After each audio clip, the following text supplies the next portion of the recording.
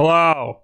What's up, everybody? Welcome to Wolf Den Live episode 224, the one where I reveal which Switch games I got with my gift card. But first, one of you lucky viewers will have your Nintendo account hacked by one of us. Who will it be? Tune in till the end of the show to find out. What the hell? The hell just happened? We're not really going to do that. That was just a little tease for a topic we're going to talk about later. What? Or will we? You don't know. You'll have to stay tuned to find out. Hello, Crazy Mew. Hello, Gamer567. Hello, King Best. Hello, David Jew. Hello, everybody. Oh, anyone and everyone who is here. But a special hello to Just a Hair, who donated $2 and said notification turned off test. Nope. That notification made me remember to turn off the notifications. Thank you, Just a Hair. We got some things to talk about today. Will, did you say you've been playing some games? I have. Not anything new. I finally found some way to stop. Sneak in. Okay.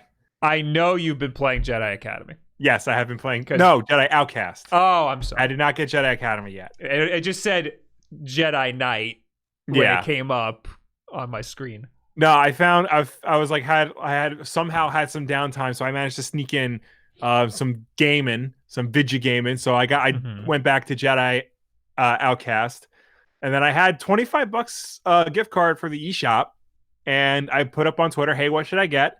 And a lot of you said Doom 64, so I did get that. Wow. But then I threw two curveballs. I got Florence, which was that iPhone game of the year, and now it's on Switch. Yeah. How much? $6. That's a Switch tax if I ever seen it. Oh yeah, no, it's definitely a Switch tax. That game is great. Yeah, I'm really excited to play it. It's made for the phone. Probably. I can't imagine playing that on the Switch unless you play Jedi it vertically. Knight is clearly made for PC. True. And I also got, and this is the curveball, The Complex. Okay. It's this weird like sci-fi game, but it's all live action. Florence is $3 on the phone, by the way. Okay. Yeah, no, Switch tax. Is it vertical? No. That's weird. They had to reformat the whole game. Oh, yeah. I'm sorry. What's The Complex? It's like this weird... Let me see if I can bring up the page for it. It's like this weird like sci-fi game. I think it's about like curing diseases, but it's all live action. It's like basically an FMV game. I hate it. I know, but it looks very interesting. Yeah, after a major bioweapon attack on London, two scientists find themselves in a lockdown laboratory with time and air running out. With choose-your-own-adventure style gameplay, your actions and your relationship with other characters will lead you to one of 8 suspenseful endings. So basically, it's a Telltale game, but with actual human beings instead of computer characters. It's too real. Too real. Yeah. Don't like it. That's weird. This is weird. Yeah. So, and you haven't played this yet? I haven't played it. No, because I just downloaded these games. Okay. And I know people were recommending The Tourist and Freedom Planet. I got demos for both of those, and I played the Freedom Planet demo. That game is just Sonic the Hedgehog. I want to play that. I've always wanted to play that. I have never played it. It is just straight up just Sonic the Hedgehog.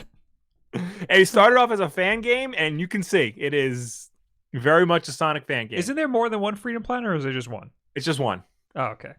Yeah. How much is that? Because I do want to get that. Let me check.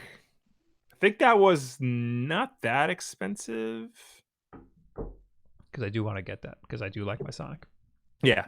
It's weird, though, because at least the character I play, because when you play Sonic, you attack people by jumping on them. Mm-hmm. That's not an option in this game. At least the character I played as. That's weird. It's $15 right now. Every character in Sonic you can kill enemies by jumping on them. Yeah, so you kind of have to like rethink how you play Sonic the Hedgehog, which, dude, 30 years, you can't do that to me. That reminds me of something that I don't like about the new Super Mario Maker 2 update. Oh, which nice is what segue. we're going to talk about right now. All right. Guess what? There's a new Super Mario Maker 2 update. If you didn't read the title of this podcast, it's a big one. It's a big one, and it's the final Super Mario Maker 2 update. I'm going to attempt to play the video on the screen while I read Okay. everything that's going on. All right. So this is version 3.0.0. This is according to the Nintendo Life. The following the official announcement and reveal yesterday that surprised everybody.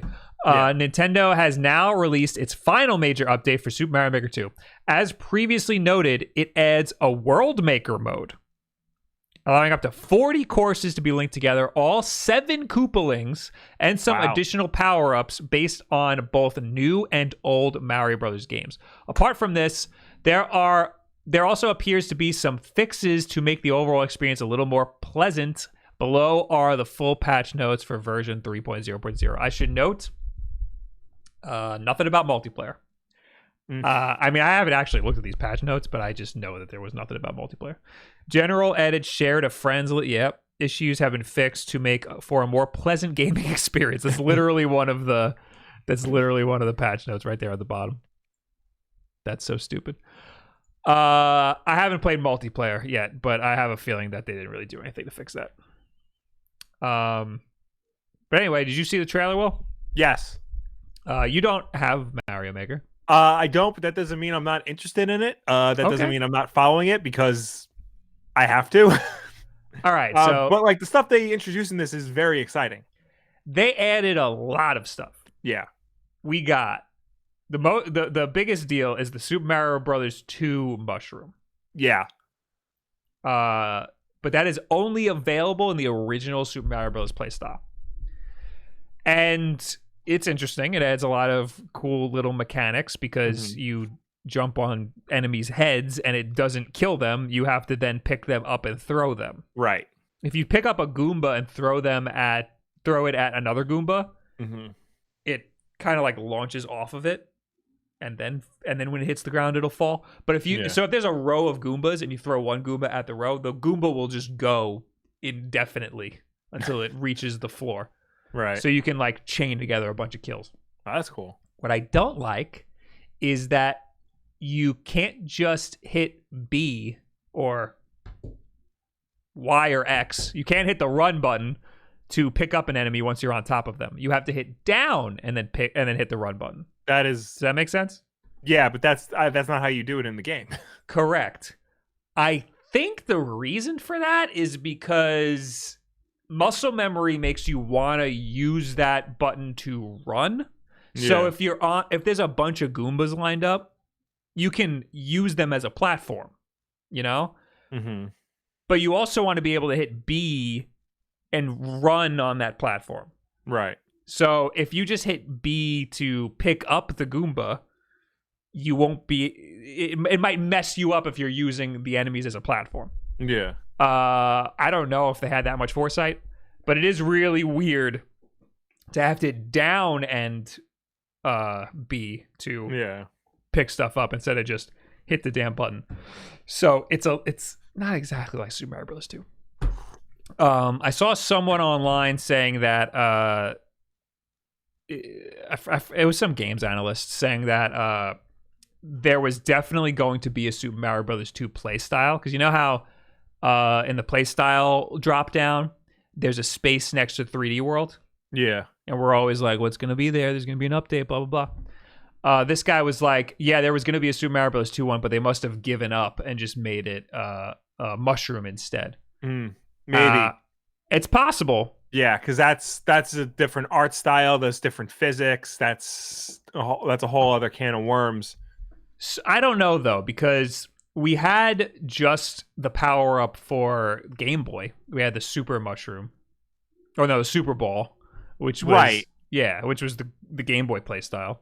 Right, but you're just changing the one player character. You're not changing everything else about the game. Well, that's what this is doing. Exactly. That's what I'm saying, is that it's possible this was just always supposed to be like this. Yeah. I don't know if they straight up gave up on it. Some people are saying maybe there weren't enough people playing the game, so they're like, forget it, we're not going to keep updating it. I think that's garbage, because this game sold, I think, over 5 million copies, which is more than the first game. Yeah. So,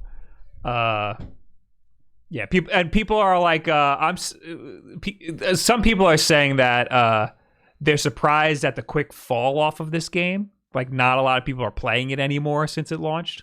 Yeah. But I think it just had a bigger boom at the beginning than the first game did. Like, a lot more people were playing it. Yeah. And it probably had a bigger fall off than the first game, but there's still more people playing it than played the first game. Well, I think the first game, because it was on the Wii U, yes, so it was really the only game in town for that system, and it had like a long lifespan because, you know, again, there was nothing else for that system. But now on the Switch, there's a new interesting game coming out every other day. Yeah. So, like, yeah, Mario Maker will have, you know, a bigger advantage because it's a Nintendo first party game, but, you know, it's got to go up against everything else that's on there. My argument is, I think it had a bigger fall off, but I think there's still more people playing this game now than played Mario Maker a year out from the original Mario Maker. Probably. Well, so that's just because there's more Switches out in the wild and more people. Yes. Yeah. The first one was more of a cult game. Yeah.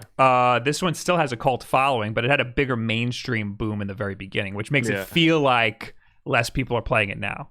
And because it had a bigger fall off because there's more of a mainstream audience. But in the end, I think there's still more people playing this now than played the first game. Anyway, there's a lot more stuff that was included in this update. For example, the frog suit. You know the frog suit. Yeah, from Mario 3. From Mario 3. And guess what? It's only available in the Mario 3 playstyle. All right, makes sense. Checks out. Yeah, I'm not too butthurt about that. There's some stuff, though, that's available with the frog suit that wasn't available in Super Mario Bros. 3. Can you run on water with the frog suit in Mario 3? I don't think so. I don't think so either.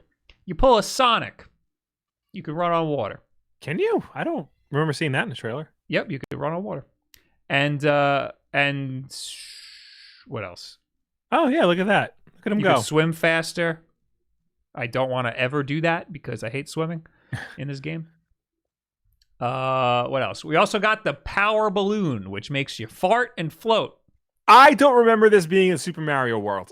Yeah, it was in Super Mario World. I wouldn't have known that either until I replayed it like a few months ago. Okay. Yeah, that's from Super Mario World. Actually, last night I was playing a little bit of Mario Maker just to see, and I got that power balloon in somebody's level, and I said, "Is this new? I don't remember this." I didn't see it in the trailer. It completely like went over my head. Yeah, but yeah, you get Super Mario World. You get the power balloon, you get to float, and you could fart around, and that's how you get around in the air. Nice. There's also the Super Acorn, which is on screen right now. Yes. This is from New Super Mario Brothers. Yes, and you can only use it in New Super Mario Brothers playstyle. Correct. That makes you jump a little higher if you do the spin jump. You could also glide. You could also like fly up if you spin jump in the air, I think. And you can attach to walls. So that's pretty cool. I'm down with that power up. And then there's the Boomerang Flower, which is only available in the 3D World playstyle. So the next few are only available in 3D World. There's a new power up in every playstyle. Yeah.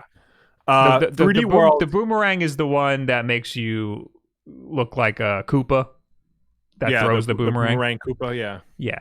I'm sorry, continue.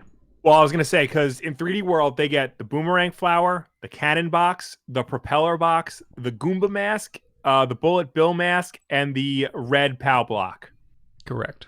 Yeah, which we'll go through each one of those now. So those are all like things that you sit in. They're kind of like, they make you a solid snake. Yeah, you put them over your head and you sneak around in them. Yeah, so what's the first one? We got the cannon box. So that's just, you can shoot cannonballs out of your face, is what they say in the trailer. The next one is the propeller box, which gives you 3 propels in the air. So it's just like the propeller hat, except you can propel 3 times in the air. Mm-hmm. And there's a little like indicator light on it. The POW box also I think lets you POW 3 times. That one's weird. Yeah, I think that's correct. I don't know why that needs to be a costume. The Goomba mask, which makes enemies just ignore you completely. It is the Solid Snake power up. Yes. So that I think is going to make for some really interesting levels. Oh yeah. And the Bullet Bill mask, which I played around with a little bit last night.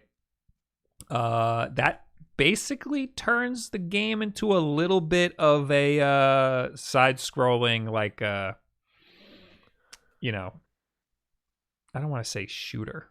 No, it's weird because you don't shoot anything with the Bullet Bill mask. It just lets you like go straight across or like drop down and stuff. Correct. It's kind of like a different version of the cape. Yes, except you go straight and you go fast. Yeah. It's almost like a full sprint. Mm-hmm. And you can drop down while you're in the air. You could just let go and you'll drop, and then you can change directions. I played one level that I think was just a copy of what was in the trailer. And it was a little hard to get used to at first, but then it was pretty easy. Yeah. So this could make for some pretty interesting levels. Yeah, it seems to be the thing is you use the spike blocks to try to make it more challenging to navigate the level with the Bullet Bill mask. So that mask is pretty cool. I don't really care much for the 3D World playstyle. I think it's my least favorite playstyle. It's a weird playstyle because 3D World, is a 3D world. Yeah. But in this game, you pretty much just exclusively play it 2D. And in that case, why not just add all this stuff to New Super Mario Brothers U style? Exactly. The physics are different. But it seems unnecessary, Mm-hmm. Anyway, we got the Koopalings. Yay! They're all available in all of the playstyles except for 3D World. Yes. Which is interesting because aren't they in 3D World? I don't think they are. But again, like, how different is the art style between 3D World and New Super Mario Bros. That they can't just add them? Yeah, I don't know. I don't know. I'm trying to see if they were in 3D World. I thought they were. The main boss is Meowser. I don't know. Yeah, I don't got time for this crap. But that's cool. That's something that I'm happy we got. Yeah. Especially because of the world builder, but we're not there yet. Yeah. We're not there yet. We also got Mecha Koopas, which are the little things that Bowser throws in Mario World. Yes. These are interesting in different play styles. Mm-hmm. They also shoot out exploding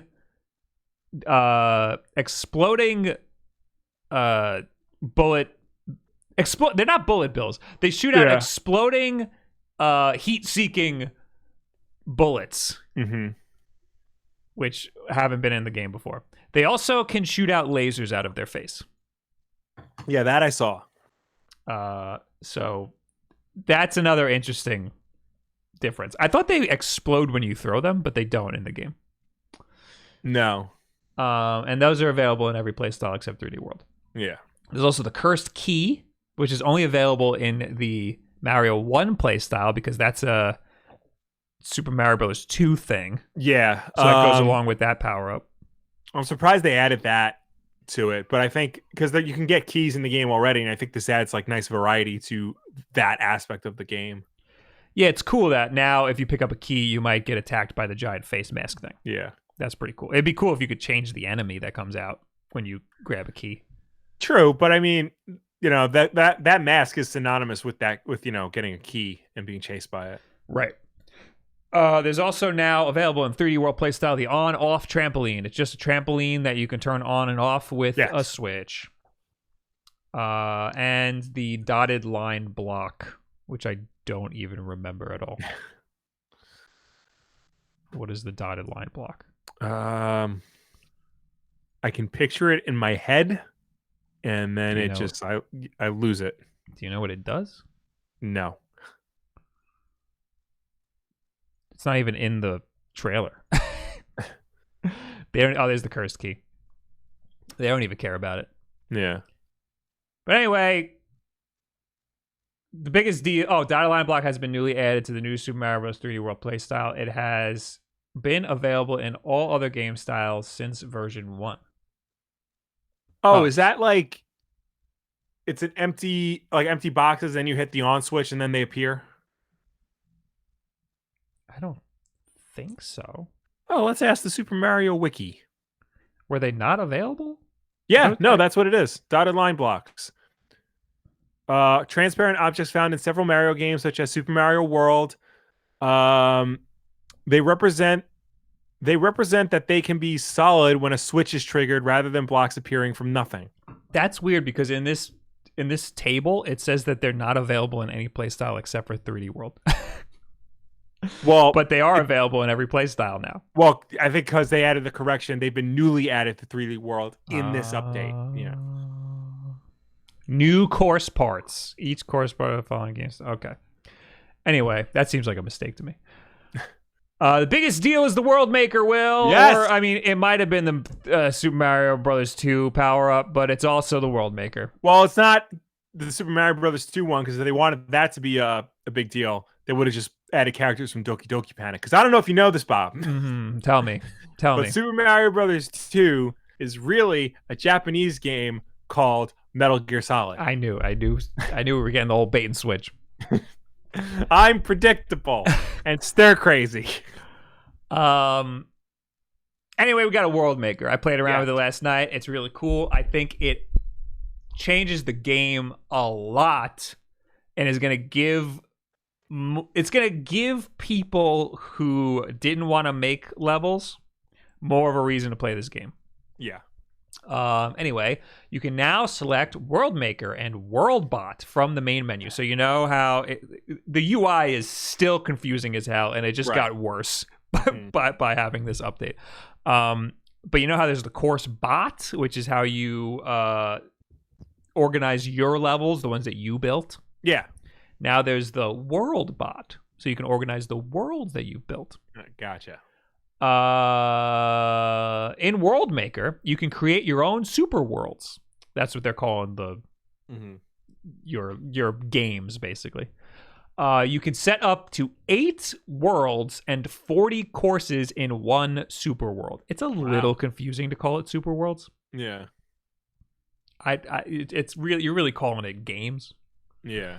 But anyway, you can set courses that are saved under My Courses in CourseBot. So that's easy. You make the courses in CourseBot, you throw them into a world using the World Bot. In World Bot, you can view super worlds that you make in World Maker. You can save up to 6 super worlds. Each maker can upload 1 super world to Course World. So here it is, looking cool. It's in the Super Mario World play style. So you can make 6 super worlds on your Switch. However, you can only upload 1, which I don't like that. I think they need to increase like that's limiting. I also think it's weird that you can only use Super Mario World style when the world map has been a part of Mario since Mario 3. Yeah. Well, I mean, it's just cosmetic, like you can, whatever the levels that you put in can be any play style. Yeah. It's just the overworld is going to look like Super Mario World. And I get it. I mean, there's a lot of detail in it. Yeah. I get it. Like they would have had to redo it for every play style. Yeah. Also, that's a penis. They put a penis in the trailer. It's the first thing you see. It's actually the thumbnail. There it is. There's the 2 balls. They even have a mushroom head. Just to let you guys know where Nintendo's head is at. Yep, that's the thumbnail. Dicks.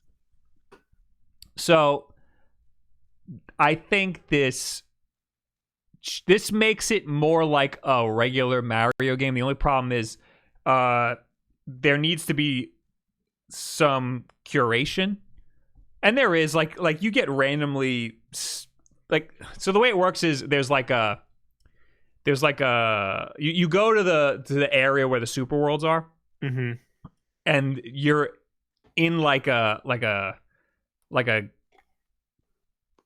galaxy, and there's all these you're in like a solar system, and there's all these planets around you, and those are the super worlds. And they're randomly selected, and you can refresh them to get more. But there needs to be some sort of website or something where people curate them and rate them and stuff, so you can get the best ones thrown at the top. I think that will make this more like just a really cool and creative Mario game that normies would want to play. And I think that would make this game more interesting to somebody like you. I mean, I'm also interested in like building levels. It's just that I don't have the time or like the creativity in this rotting brain of mine to, make good levels. Oh, there it is. That's what so this is the like super world, like where you pick the worlds. You see like that planet selected, and you can go between all of these planets, but then that's it. And then you have to just refresh, and then it'll give you randomly more super worlds. This guy's got 3 worlds and 12 levels total in his.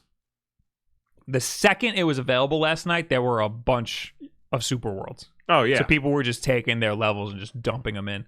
Because I guess people were playing this game as if they were making their own Mario game. And they already had in their head where their levels would have been, in their super world. That makes sense. So they kind of just plotted it in. Also, the super worlds have the little mini games in between, like the little toad houses. There's 3 different ones. There's the match 3 that you have in Super Mario 3. Where the lines come across and you gotta match. You gotta line up so that you get a mushroom or a star. Yes. And that is easier than I remember. There is a new one, which is a cannon shoots a baseball, and you have to prevent it from hitting a toad house. That one's hard, and you get 3 try. If it hits the toad house 3 times, then Weird Mario comes out and yells at you. It's very, very strange. And the third mini game is you have to just mash A to blow up a mushroom. Okay. And what I do for that is I turn turbo on and just go me, and it just blows it up instantly. So those are the 3 mini games you could do. I don't know what this is. Apparently you could do a poison mushroom too. Interesting. But yeah, so you can change the terrain however you want. You can put your levels wherever you want. You can put the toad houses wherever you want, up to 3 per world. And then you just put the final castle. You could just put whatever you want, and you could do any play style or any background for any of these. And you could change the backgrounds for the world too. Oh, you could even do pipes, like warp pipes and stuff.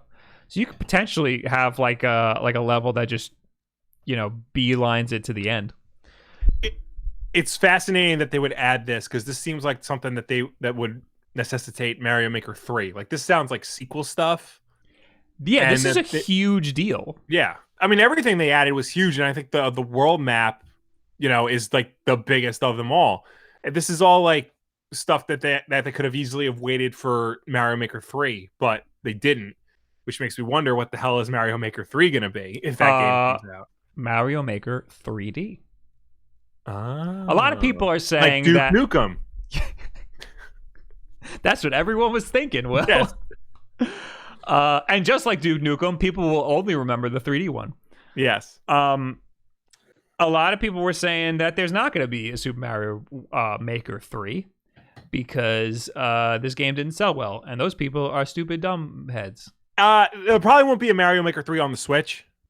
They'll probably save it for whatever the next system is. I don't know. I mean, I also don't know how long the Switch life cycle is going to be. I think it's going to be pretty long. Well, I mean, 'cause this seems like the type of game where they would just have one per system. Yeah, I mean, it could. It'll have a good life cycle. Yeah. I'm getting mad at all the people who are tweeting. There's all these people who are saying like, "Who's playing this game anymore?" on Twitter, and everyone's adding me, going, "The only person I know is Bob," and that gets me.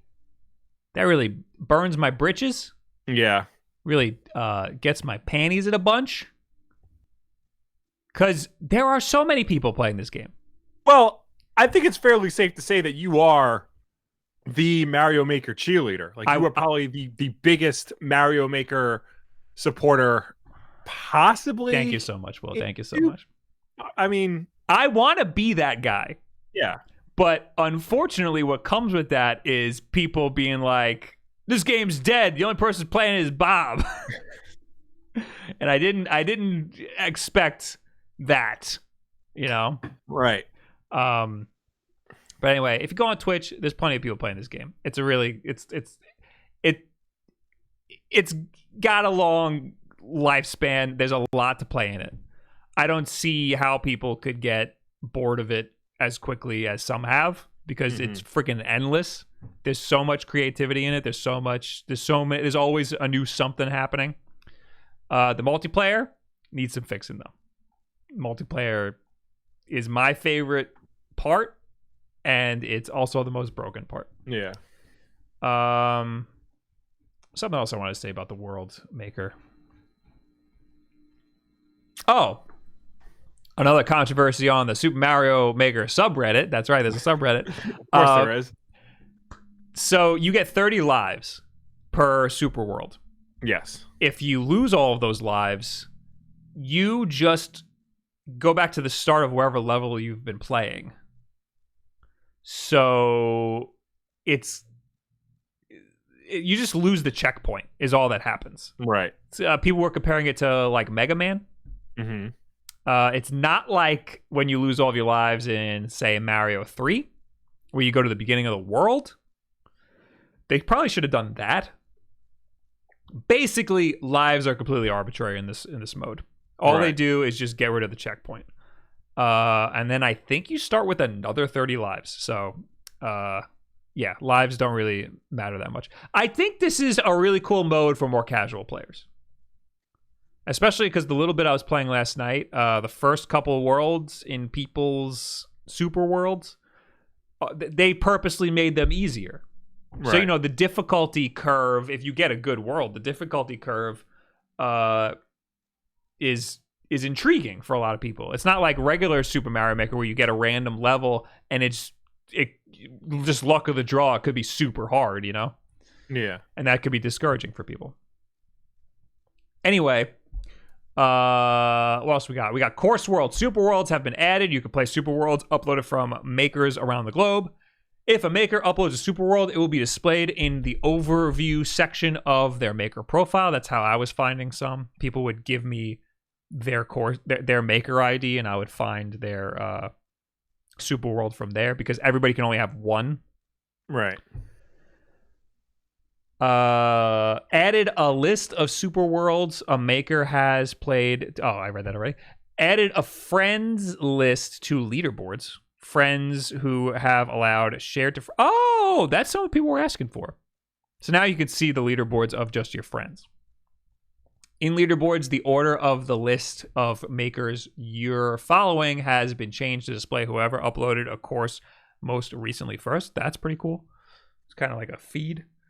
Increase the number of tags that can be added to a course. Added the following tags: art, technical, shooter, boss battle, single player, and link.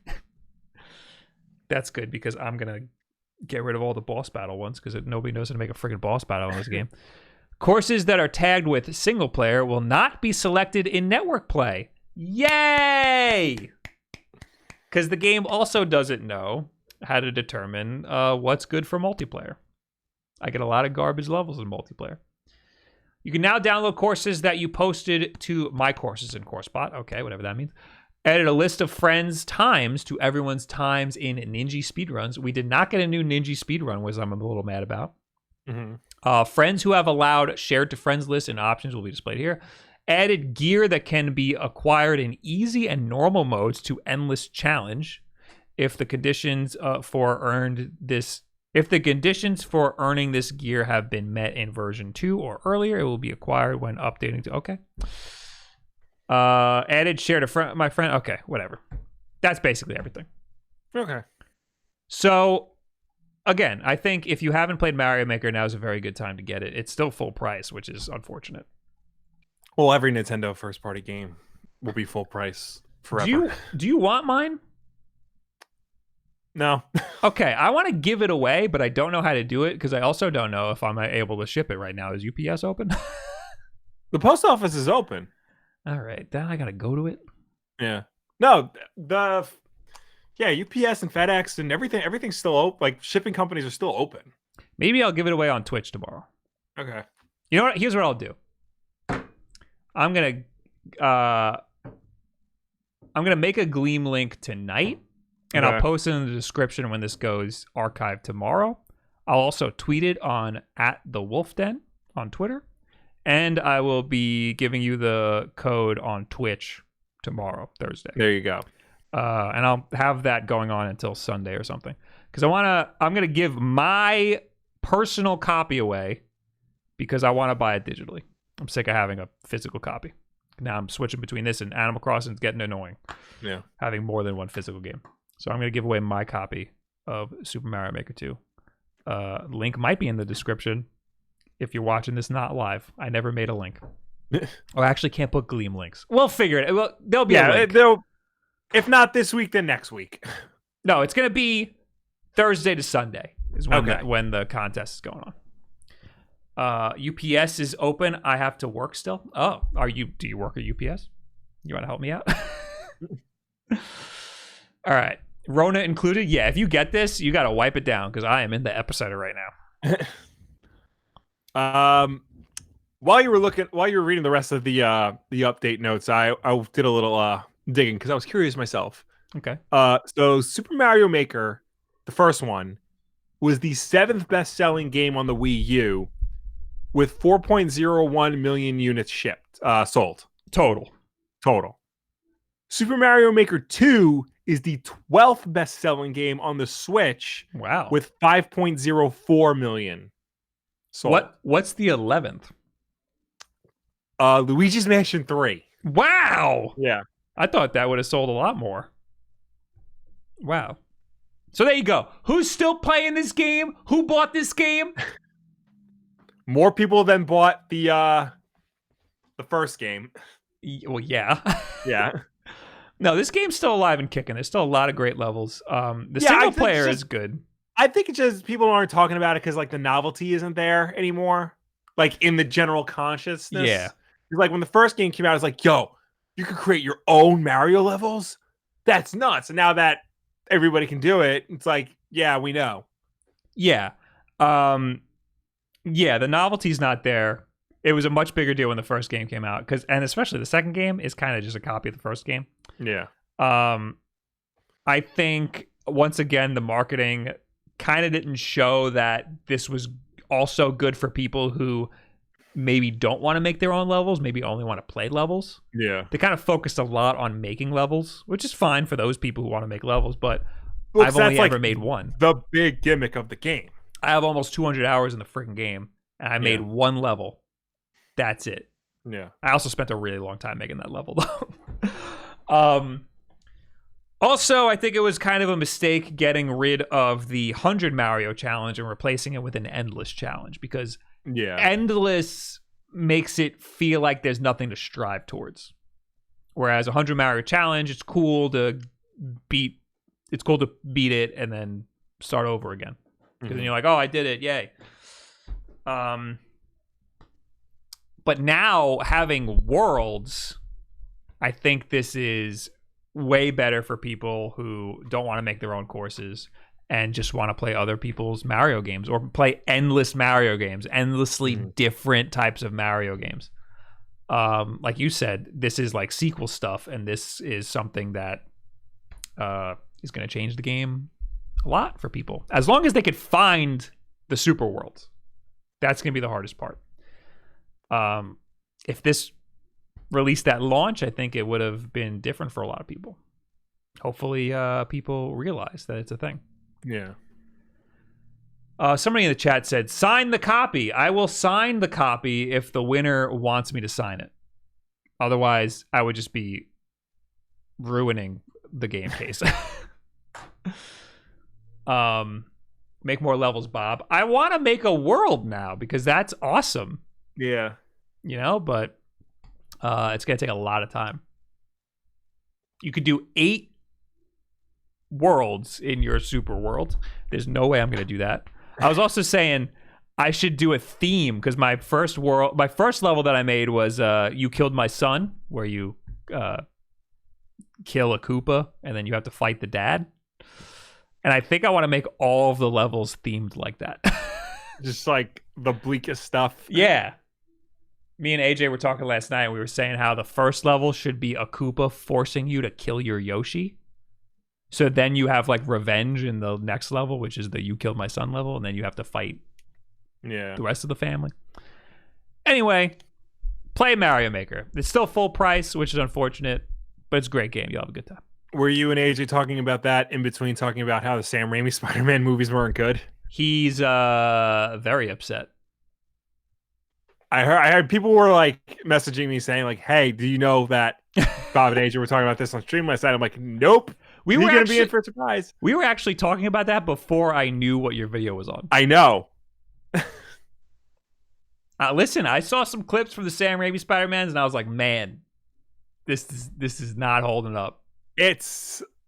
Look, they're campy and goofy, and yes, in some cases dated, but you got to take it as a whole, and as a whole, it works. I need to see all of them again. Yeah. I think I've only seen the third one time.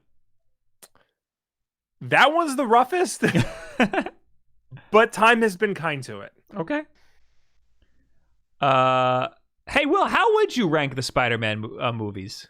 Well, I could tell you, or I could just direct you to the video I made for today over on youtube.com/wolfden, where I rank all the Spider-Man films. Oh, wow. Would you look at that? He has an answer right there. There you go. It's right there. Wow. Anyway, let's read some super chats. Yes. We got a bunch. Enough shameless self-promotion by me. We got Oopie Doopie with $2. Please confess your love to Waka Waka Waka Man. Who is that? Oh, Pac-Man? Or Fozzie Bear. Or Fozzie Bear. I love Fozzie Bear. Yeah, how can you not love Fozzie Bear? We'll confess our love to Fozzie Bear. Yeah. Parker Martin with $5. Thanks for saving me from using a third-party Switch dock and losing my Animal Crossing save file. Love you guys and your content. Thank you for your support. I'm getting 2 types of comments because of that video.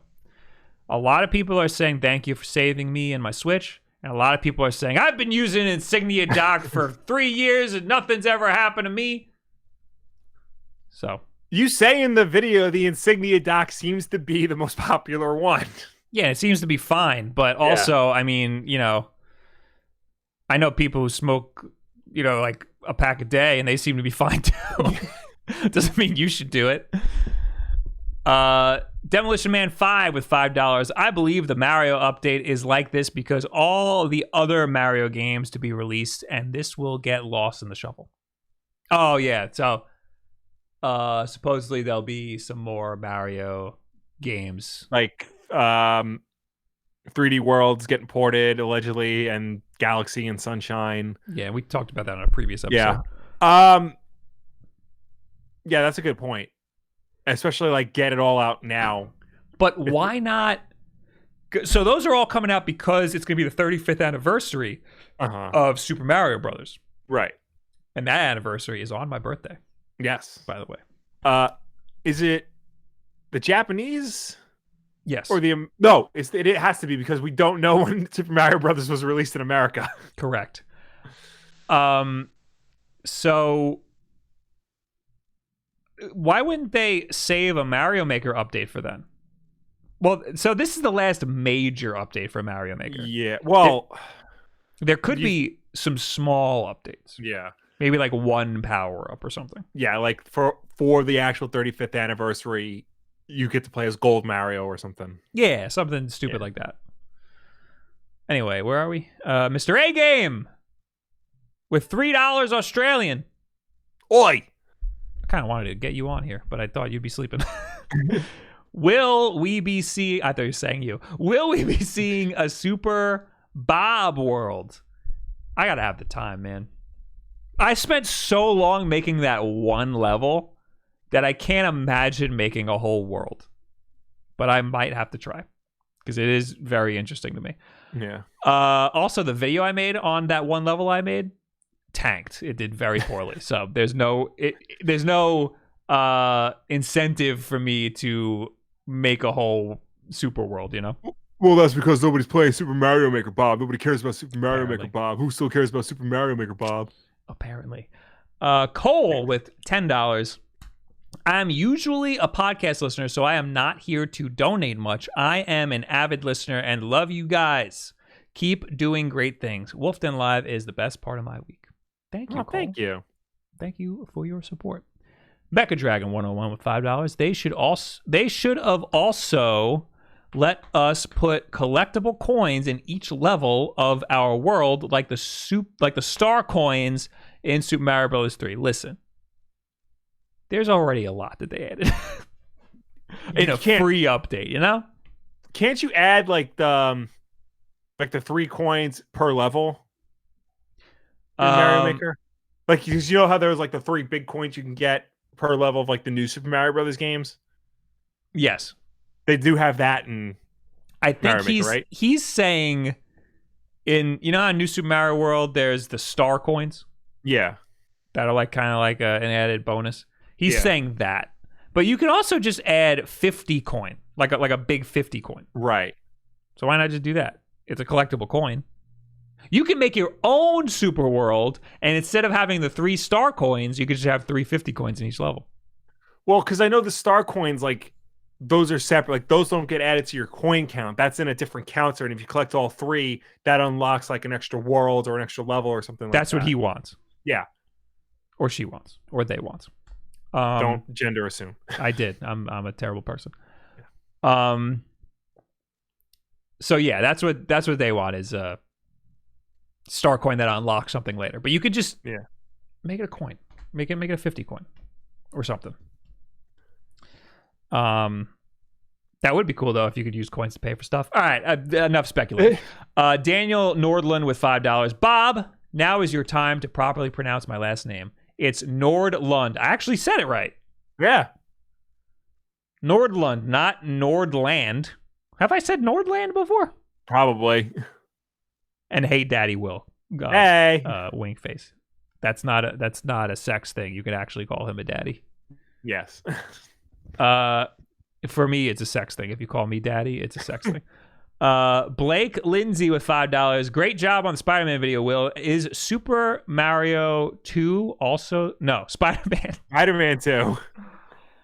Is also There's spoilers for the friggin' video, man. Number 1 video game based on a movie. No, GoldenEye is. But True. Spider-Man 2, the movie, the game, especially for the time, was very good. It is definitely one, like, top 5 movie games for sure. Yeah, you can argue that, definitely.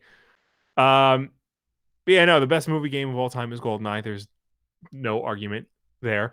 Followed by probably Aladdin on Genesis. True. I know a lot of people who will say The Chronicles of Riddick: Escape from Butcher Bay on the original Xbox is like one of the best movie games ever made. I have not played that. I played the demo of it and I do not see it. You know, maybe I got to play the whole thing. It's I don't know. I think the best move. So, how do I want to word this? The best movie game with the worst movie might be X-Men Origins Wolverine. Yes. It had the worst movie, but the game was a lot better. Yeah. That, you know, I ranked all the Spider-Man films. If I ever want to rank the worst comic book movies of all time, that's like number 3. It's a very I hate bad that movie. Remember it leaked? Like there was a leak online. People were like, I "These special downloaded effects that don't leak. look." Yeah, I still have that leak. It's like it's completely unfinished. Like all the CGI like still needs to be added and stuff. And then Fox is like, "Oh, this is not what it's gonna. This is gonna be a completely different movie. Same freaking movie. They just added the special effects in." but they like barely added the special effects. Like Yeah. they still weren't good. Yeah. All right, I lost my place now. Owen Gervais Yes. with $5 started watching your videos last year, and you're the one who convinced me to get a Switch. I don't regret it one bit. Thank you, Owen Grace. Thank you. Cedric Mattis, I'm nailing these pronunciations, by the way, with $5 just picked up the Elgato HD60S Plus to live stream Nintendo Switch. The HD60S Plus doesn't work with Game Capture HD. Any other suggestions on an OBS to stream? What? So, are you using Mac? It should work. No, it definitely works. You're the problem. Wait. Oh, wait. The S Plus is different than the S. Mm. In my video, I talk about the S, the regular S.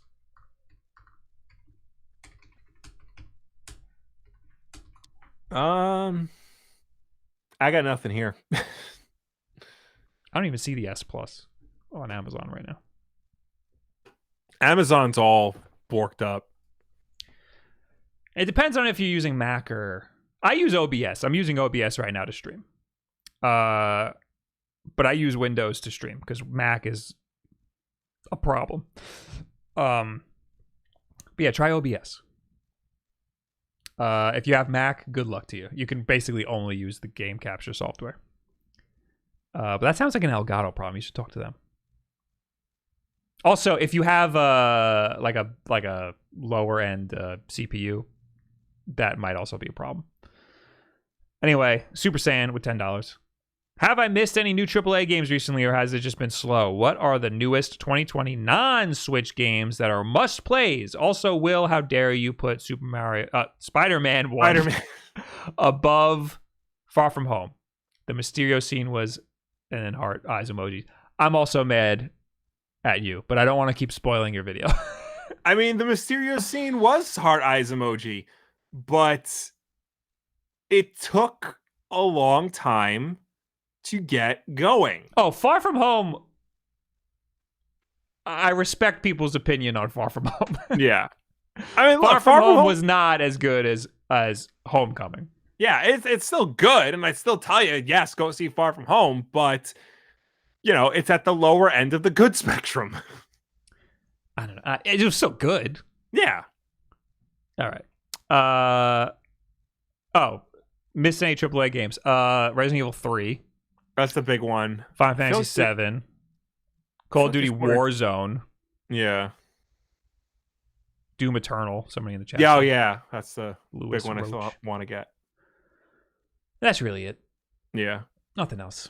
I saw Kotaku put up, like, you know, their games for spring. Mm-hmm. Like, half of them aren't coming out now. Like, right there in the picture is The Last of Us. Oh, my God. All right. Mario Maker is the only game getting an update, Will. Oh, boy. Animal Crossing is, and this is from animalcrossingworld.com.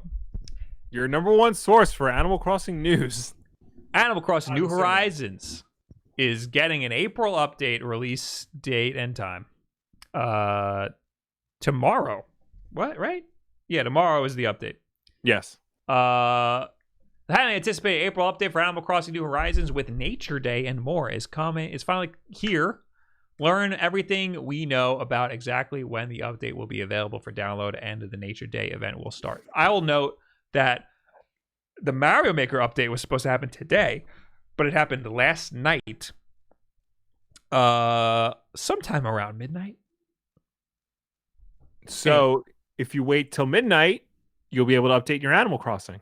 It was weird. It was a little bit before midnight, and then network services were down until like 12:30. So you couldn't actually play anybody's levels, but you could play around with the course world. It was weird. Yeah. Anyway, when will the update be released for download? The April update for Animal Crossing New Horizons, including Leaf's Garden Shop. All right, I don't have to say all that. Will be released Thursday, April 23rd, according to Nintendo. However, the company did not specify the exact release time in the official trailer. Thanks to additional information on the Japanese Nintendo website, though, we have some more details on the exact release time. So why don't you get to the point? According to the official Nintendo website in Japanese, the version 1.2.0 update for Animal Crossing New Horizons containing oh my god, just say it, 10 a.m. Japan Standard Time on Thursday, April 23rd. So what is that? Hold on, give me a second. I got it. It's 9. It says it right below. For everyone living in other time zones, which is most certainly includes you, that converts to 6 p.m. Pacific or 9 p.m. Eastern on Wednesday, April 22nd. That is in 3 minutes. 3 minutes. So in 3 minutes, we'll see how accurate that is. Yeah. All right.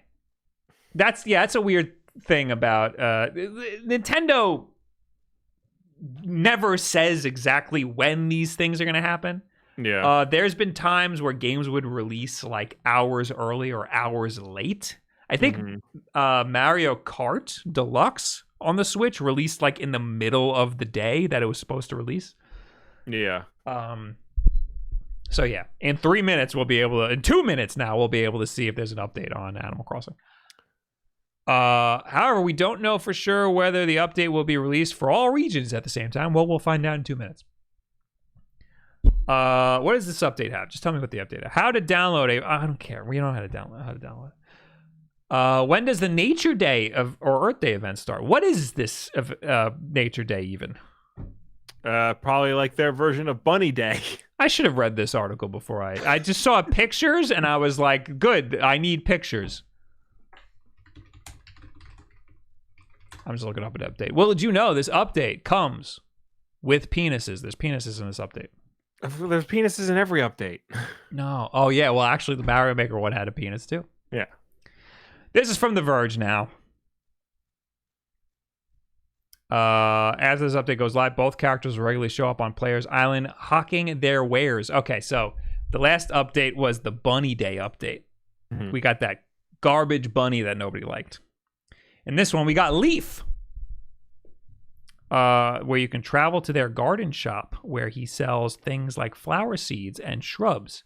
And Red, who will continue his tradition of selling art that may or may not be authentic. Here's how Nintendo explains it. Red is on like a houseboat looking thing. After downloading the free update, Jolly Red will occasionally show up in his boat to sell in-game art as well as furniture with unique colors. Like in previous Animal Crossing games, players will have to figure out which art pieces are real and which are fake. How are you going to do that? After purchasing genuine art, players can donate it to the Island Museum to open an art gallery. Once again, proving that this is your museum and Blathers is worthless. Which will display all types of donated pieces from paintings to sculptures. Aside from the new characters, Nintendo has also outlined the next seasonal events that will happen in-game following the controversial Egg-Filled Bunny Day in early April. Here's the lineup. Nature Day, April 23rd to May 4th. So this is the first thing we're going to get. During the Nature Day period, special Nook Mile challenges will be available that focus on nature-inspired goals, such as planting trees and watering flowers. So this is like an Earth Day thing. I don't know why they just didn't call it Earth Day. Well, I guess maybe there's no Earth. Well, they didn't call it Easter Bunny Day. Well, they didn't call Easter Easter. They called it Bunny Day. That's a religious thing. I understand that. No? I understand that. Earth Day, that's a global thing. But also, maybe they're not on Earth. Maybe they're on Mobius. There you go. Well, Mobius is just Earth in the future. Not many people know that. I didn't know that. Yeah. Maybe that's also like the Pokemon world. There's rumor that that's just Earth after a big war. Anyway, May Day tour. In the first week of May, players can use a one-time May Day ticket at the island airport to head out on a limited time tour to an island that looks different than the usual Mystery Island tours. A special visitor will look familiar, who looks familiar might also be there. Is it going to be Sonic the Hedgehog? All right, at least it's a different ticket, because that'd be annoying if you keep buying Nook Miles ticket and you get a randomly just thrown on one of these islands. Yeah. International Museum Day. That's May 18th to the 31st. To celebrate International Museum Day, players can take part in a stamp rally. After receiving a special stamp card, players can enjoy viewing fish, insects, and fossils while collecting stamps at the various museum exhibits to earn an in-game reward. So like a little museum activity, like you're in an actual museum. Wedding season. This is going to be quite a time for Animal Crossing. June 1st to the 30th. During a nuptial. That's how you spell nuptial? Yes, it's very bizarre. That's dumb. During a nuptial-themed June, players can visit Harvey's Island to meet the married couple Reese and Cyrus, as well as help arrange and take anniversary photos with them in the wedding picture studio. Players will get wedding-themed items as a token of their gratitude. Oh, so you don't get to actually... that would be so much better if you can marry random villagers and stuff. Yeah. Or you can have your own wedding. Actually, if you get wedding-themed stuff, you could do whatever you want. True. You can make a chapel. Make your house a chapel. Animal Crossing has always been a game meant to be played for an extended period, and these kinds of free content updates should go a long way towards making that true of New Horizons as well. Players can download the update starting April 23rd. Starting maybe right now? Yeah, it's 9:03. So why don't you go log on to the game and... I will do that. I will check right now. Figure that out. I have played this game way more than I ever expected to play Animal Crossing, by the way. All my friends are playing it, and that's all they talk about. Do they play with each other? No, they just play it by themselves. I keep telling myself I'm going to play this game until I can make my town into like a city, and then I'm never going to freaking play this game again. I'm going to hit a point where I'm going to want to not play this game again. I feel like if I were to play this game, that point would come like after a week. Here we go.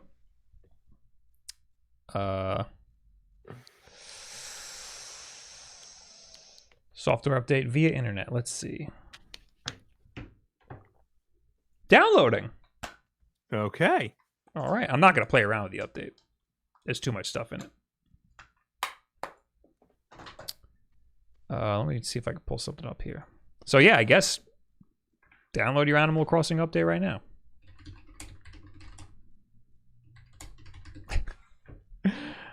I just Googled Animal Crossing art penis. Anything good? No. Basically, you get all these like sculptures and stuff, and you can just see some. Apparently it's a Capcom sale on the eShop. Yes, there is. I'm a little disappointed the Zero collection isn't on it though. Yeah, Devil May Cry 1 and 2, but not 3, the one I actually would get. They're doing this on purpose. Yeah. Oh, successfully downloaded. Oh, had I waited, maybe I would have gotten Onimusha. It's only $10 right now. I'm pretty excited that there's an update for the 2 games I'm playing on Switch. It'd be nice if there was a Smash Brothers DLC, but yeah, but you gotta wait. Not. All right, so yeah, go download that update. It's available now. Get some art for yourself and whatever. There's a guy in the game called Flick. Yeah, looks like a Knuckles Chaotix character. Yes, you sell your bugs to him, and he buys them for an increased price. I have so many bugs sitting on my island. I have never once seen Flick on my island at all. And these bugs are just piling up. Yeah. Just waiting for Flick so I can be a rich man. Have you seen like online where it's set, like if there's anything that says, randomly generate Flick by going here? No, everybody's telling me it's just completely random. He could be anywhere on your island, and it doesn't matter what time of day it is. That's not cool. Also, if someone else has Flick on their island, you can't sell to him.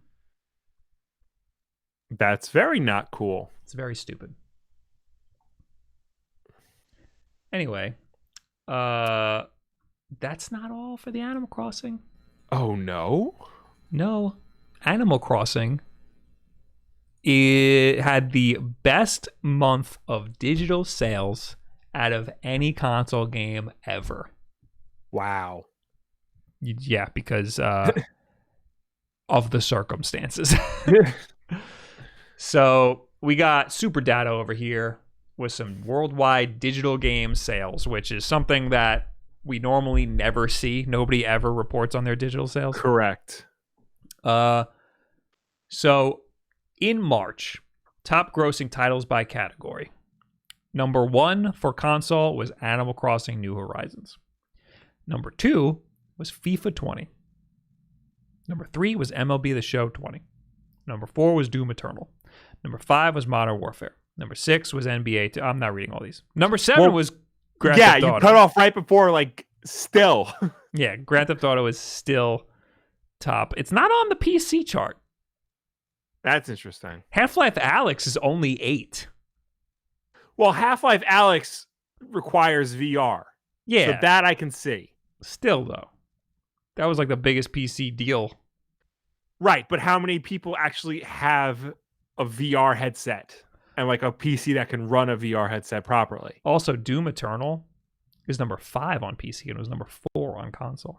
Well, it's competing with, League of Legends and like all these other like free games or freemium games.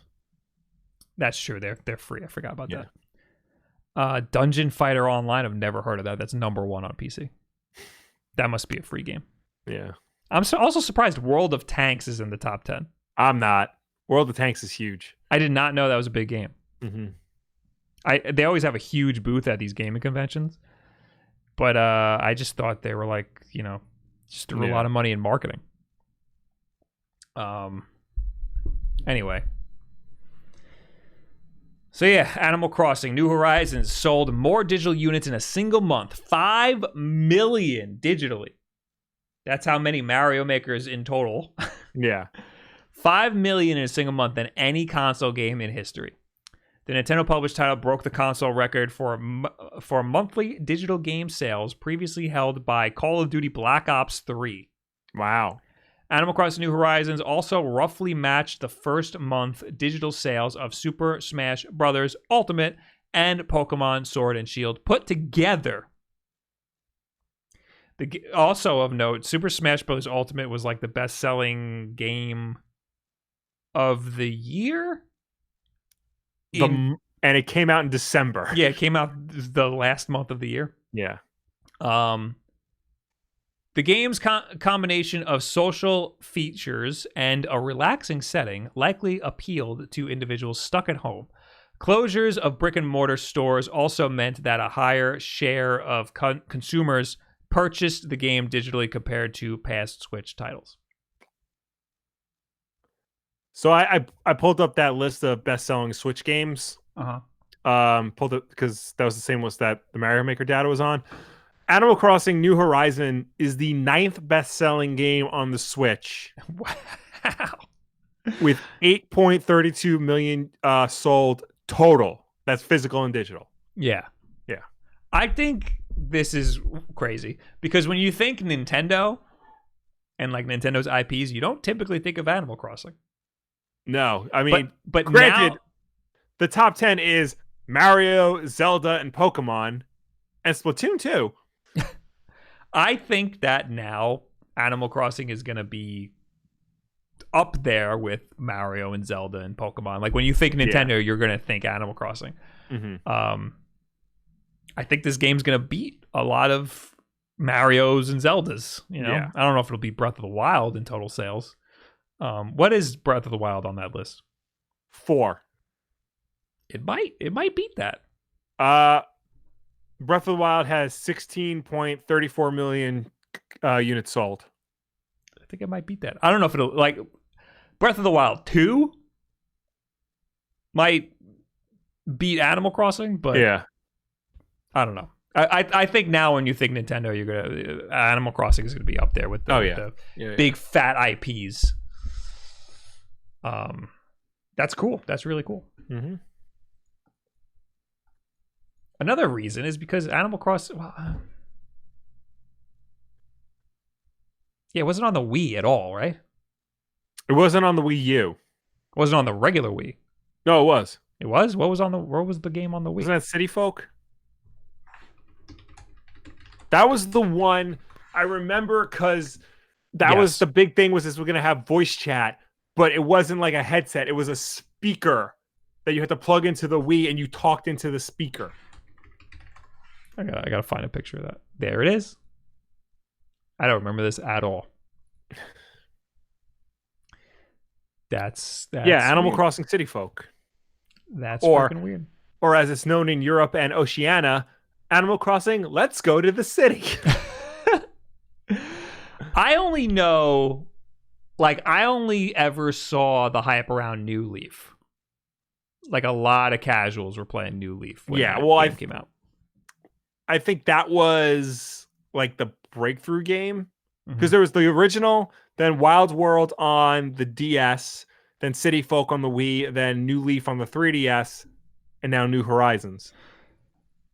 New Horizons is taking it to the mainstream, for sure. Taking it to the streets. All right. So cool. I'm excited to play more Animal Crossing until I make my city, and then I'm never going to play the game again. Mm-hmm. Now we get to talk about Xbox. Oh, boy. There's a lot of Xbox leaks. Yes. This is from Windows Central. Xbox Series S or Lockhart. We don't know what the name's going to be. Well, Lockhart is the rumored code name for the project. Like how, the Xbox One X was Project Scorpio. Right. There's also a new headset and an event in May and more. I'm gonna just say that these rumors are going back and forth. Is there going to be two consoles? Is it going to be one console? Is it going to be two consoles? Is it going to be one console? And I've always stuck to my guns. There was going to be two. Yeah. Games analyst Bob Wulff has always said there were going to be two consoles. Anyway, Xbox Series X hype train is heating up. With all the specs out in the open, the attention has turned to games, features, and the long-rumored Xbox Lockhart. What will effectively be a less powerful, more affordable Xbox Series S, in quotes. We don't know the name. That's just Windows Central. Need better names. Yes. I think that's a likely name for it.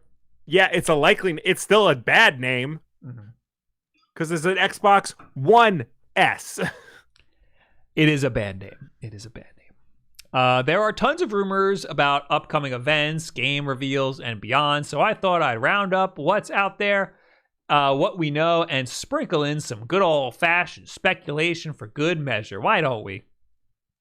I hope they say what's speculation, what's not. As per some of our earlier information of Xbox Lockhart and the Series X, we're expecting Lockhart to be a 4 teraflop entry point to next-gen gaming, and it should effectively replace the Xbox One X. How many teraflops is the X? 6? I think so. You look that up. This system is designed to be affordable, but will offer aspects of a next-gen experience currently unavailable to past-gen consoles. 6. Okay.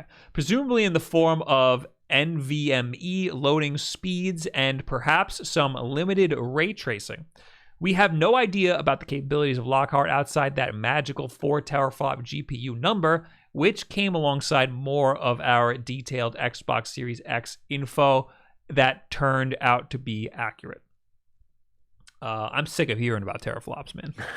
I don't. How else are they going to judge? They can't do bits anymore. How else are they going to judge their consoles? True. Yeah, you can't do bits. Recently, we heard Lockhart is entering take-home stages for Xbox employees to get their hands on the system and begin providing feedback and testing. The timing would indicate to me that rumors of upcoming showcases in early May are likely accurate. This is coupled with rumors from our senior editor, Zach Bowden, that Microsoft is gearing up to showcase new Surface hardware in May as well. So let's talk about this supposed Lockhart. Yes. And this is a mock-up, by the way, that's on screen. It looks like the Series X, but it's white and it's chopped in half. But that would be what it would look like. Yeah, probably. 100%. So I've always said that if there's going to be two consoles, one of them would be the big beefy powerhouse. It's going to be like $500 or $600, probably $5. And there's going to be a smaller one that's basically a streaming device. This is indicating that there's going to be some power to the smaller one. Right. It'll be powerful enough to be better than current gen systems, but not powerful enough to be the pro version of the next gen systems, basically. The 4 teraflop number sounds weird because if the 1X is 6 teraflops, the 1S is less than 2. So that makes this in the middle. Yes. That's weird. It's very weird. And the Series X is around 10? Hold on. I'm pretty sure it's around 10. I thought it was more. It's 10 or 12, but 12. 12? Okay. 12. So that's double the... Oh, that's right. It's double the 1X. Yeah. 4 is weird. But what that says to me is that this is a streaming device that has enough power to play like indie games and stuff. Yeah. But if you want to play freaking Halo 6 on here, you're going to be streaming that game. You're not going to be playing it locally. No, because you can play Halo 6 on a 1S. I thought you could play it on a 1X. And a 1S. Microsoft's mentality right now is whatever game you buy, you can play on every system they make. Okay. It just graphically and performance-wise, it might not be as good as if you play it on the highest quality console. Eventually, it's going to fall off. Eventually, you're going to need the big guns. Right. And I think Halo the way they're going to do that is through something like Project X Cloud. Right. So, if you want to play Halo 7, you're going to need to stream that. Or, that's for Microsoft first-party games. They're allowing developers to let you play your Xbox games anywhere. But with the PS5 coming out, third-party developers like Square Enix, if you're going to want to play the part 2 of Final Fantasy VII, no, that doesn't make any sense. Because that's a PlayStation exclusive. I know CD Projekt Red has already confirmed that they're not doing a special version of Cyberpunk. Well, yeah, that's because that was supposed to already come out on PS4 and Xbox One. But whatever next gen games, I think next year, late next year, we're gonna see a lot of next gen exclusives. And those games you're probably gonna have to play through some sort of streaming service if you have an old Xbox or you got this. Maybe thing. I don't think Lockhart is gonna be streaming only though. No, I think this is proving that it's gonna have some power, which is proving me wrong from what I've said previously. It's going to be closer to the Xbox One S all digital edition, basically. Yes. Because it's going to be powerful enough to actually run games on the console and have a hard drive where you can download the games and play them off said hard drive. But it's not going to look as good as the Series X. I think that you're not going to be able to play that many games locally. Yeah. Next year or as the console generation ages, you're not going to be able to play as that many new games locally on this thing. You're going to be doing some weird streaming thing. Microsoft, especially now, has been like very big about compatibility, making sure whatever you get like works and like is supported. So I don't think we're gonna see support for the 1S or the 1X end like within the next few years. So like Halo 7 and Gears 6, we might still be able to play on the 1S and the 1X. So there's two ways that could happen. Right. The first way is that they develop it like a PC game and they allow low-powered devices to work. Right. And the second way is to have a streaming service. Right. You pop the disc in and then it just connects you to a more beefy computer and then you just play it off of that server. Right. Or the third way, which is basically the first way, but like Subway. You make me hungry. You release the game, but if you have Lockhart or Series X, you can download texture packs and whatnot in order to boost it to, modern spec. I think that games are going to be developed for the next gen hardware. And then they're going to be dumbed down for previous gens. Well, because traditionally when games are developed, they're developed for the lowest common denominator first. Mm-hmm. And then, to make sure it can run on that. And then they're like modified and changed to run on the more powerful hardware. So like when a game comes out on, this might not be the best example, but like when a game is scheduled to come out on Switch, Xbox One, PS4, and PC, like they will make sure it runs on Switch first, even if like PS4 is the lead console, because they need to make sure it can run on the lowest common denominator. So I'm not a developer, so I don't want to speak for developers, right. But I feel like that's how it was on the PS3 and the Xbox 360 and previously. Okay. It was whatever console was the lowest common denominator developed for that. Not the Wii. The Wii always got the garbage version. Right. But like, the PS3 was more powerful than the Xbox 360. So they developed for the Xbox 360 and the bar was set to whatever was the lowest, least powerful console. Right. But now they're developing games like PC games. And PC games, they take beefy hardware and they go, look at it. Crysis can run on freaking anything. I mean, Crysis can run on, this $3,000 graphics card. And then they, make sure it can run on everything else. Well, because they want to show that it looks beautiful. Right. They want to show it looks beautiful, but they also have to make sure it can run on, the lowest common spec that is possible. Mm-hmm. So they can't just immediately go for the highest spec possible. They show that off because that looks the best, but they have to make sure it will work for the lowest spec. I'm not saying that they're going to develop for the $3,000 graphics cards and be like, all right, it works, and then just print it and ship it. I'm saying they're going to want to develop and make sure that it's working on the newest hardware because that's where the eyeballs are going to be. Kyle Harrington in the chat said, Microsoft already explained all this with smart delivery. You guys are just making crap confusing. Yeah, Sorry, I was not trying to be a dick. Well, too late. You are. We know that. We're speculating further. Yeah. We know that they explained how smart delivery works. And Will already explained how smart delivery works. He just explained it before. We're just saying how a year from now, smart delivery is not going to be the thing. And I don't think third-party developers are going to be using smart delivery at all. I think that some of them will, but a majority of them aren't. And that's just kind of like going to fill in a transitionary period, like the end of this year, and then next year, less third-party developers are gonna be using that.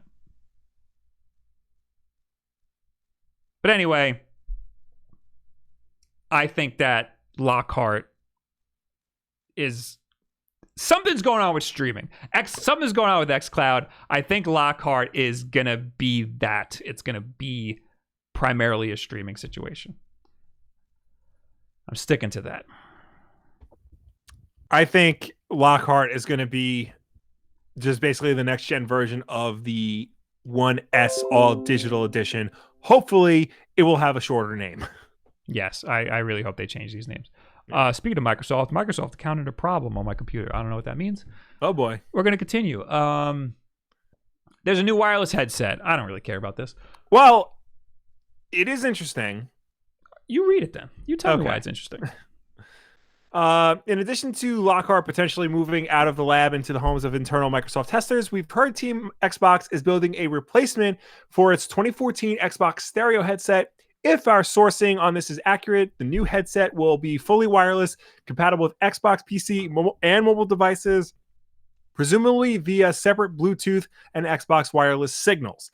It could be Xbox's answer to Surface headphones, albeit with some of the more premium features stripped out, given that the previous 2014 Xbox stereo headset was very much an entry-level affair.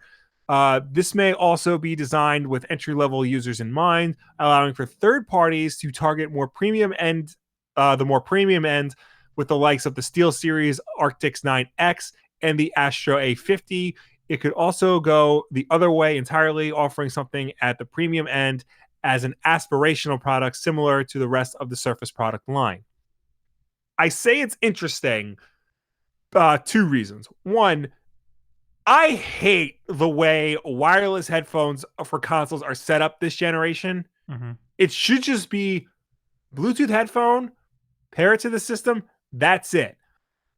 For some reason, you can only use PS4 compatible wireless headphones on a PS4 and Xbox One compatible wireless headphones for the Xbox One, because for some reason you can't just plug in Bluetooth headphones. You can't do Bluetooth on an Xbox? I don't think so. I know that PlayStation you need a dongle, which is ridiculous because doesn't Sony like worked on the Bluetooth spec? Yeah. Like, why are they not supporting Bluetooth? Yeah. And if Microsoft doesn't support Bluetooth, they probably have like their own stupid ass Xbox proprietary wireless signal. Well, I know for headphones you don't need. I know universal headsets like the SteelSeries headset. They'll say like, buy this one if you want it for Switch, Xbox, and PC, and buy this one if you want it on PS4. Yeah. Or there'll be like a separate setting for PS4 or something. Life hack, just get a wired one and plug it into the controller. It'll work for everything. That's why I rock these guys all day. Not all day. I only use them when I'm streaming. But it's different. Like, look, I'm not going to get into the whole like Bluetooth over wired headphones. I like both. They both serve their purposes for different reasons. For a console, I have no problem plugging it into the controller because it's all there. You know, but I think just the principle of the thing, you buy Bluetooth headphones, they should just work because they work with everything. Oh, I get a lot of audio questions because, you know, I mostly talk about video game hardware, and I don't touch headsets that much because I just use these dinky earbuds because they're just the easiest thing. You just plug them in and that's it. Well, also, too, the Switch does not have an easy wireless option. No, it probably has like one of the hardest wireless options because like there are all these, you know, crap manufacturers making Bluetooth dongles. Yeah, you need a dongle if you want, which is another ridiculous thing because it has Bluetooth. Yeah, it has regular Bluetooth. Is it because the Bluetooth receivers can't send audio and have a controller at the same time? Well, because on my PS4. The controller is using Bluetooth. Yeah. And then you plug your headset into the controller. I don't think that is because right now on my Mac, I have my keyboard and my mouse both connected via Bluetooth and they both work fine. And sometimes I'll add my AirPods to it and that's Bluetooth and I can get audio from there with no problem. But does that have multiple Bluetooth antennas? Probably. I think you can now connect 2 AirPods to one phone. Yes. Yeah, so that means that Apple's working with some different Bluetooth. Well, also, too, we're up to like Bluetooth 10.0 or something. Mm-hmm. So, like, when these new consoles come out, they should have the latest version of Bluetooth to be able to have the most things on it. even if you need to have 2 Bluetooth transmitters in your freaking console, one for audio and one for controllers, it's worth it to do that. Yeah. There's no reason why we can't have Bluetooth audio and controllers running side by side. Audio, there needs to be some audio solutions. Yeah. On PS4 right now, when I'm playing with friends, I have to disconnect and reconnect like 1,000 times in order to get it to work. My headphones, I got to plug into the controller, which is fine. I have this, what is it, the Scuff PS4 controller. Yeah. That was like $200. And you have to have it wired if you want to have the headset plugged into it. And the audio disconnects all the time. That's bad. In the middle of the game, I'll realize that nobody can hear me, and then I have to unplug and plug it back in. It's super annoying. Yeah, there needs to be some sort of solution with audio across all consoles. The other reason why I find this interesting is because the Xbox Series X does not have an optical audio port on the back. And a lot of especially the higher end headphones use that. Yeah, I was going to say, not a lot of people use that. Not a lot of people use that, but a lot of the higher end headphones do use that. So if they're developing their own headphones in-house, that means that they are consciously trying to develop a solution to this problem. And if it's not going to be using optical audio, then it's going to be some other, they're going to make wireless headphones. This way they can show people that this is the way you have to develop headphones for the Xbox Series X going forward. I think that every tech company is moving towards wireless headphones, which is unfortunate for me, Mr. Wire over here. Sometime like when I was allowed to walk outside, I would walk outside with my wired headphones plugged into my phone, and I have an extension cable on it, so I have this big wire moving around, and I feel like I'm like a hipster asshole who has like a Walkman, because everybody else has the AirPods, and I got this giant wire hanging. But anyway, I think most tech companies are moving towards wireless, and I think that that's Microsoft's way of doing it, is being like, forget optical, everybody's going to be using Bluetooth. Yeah. Or whatever technology they're going to have.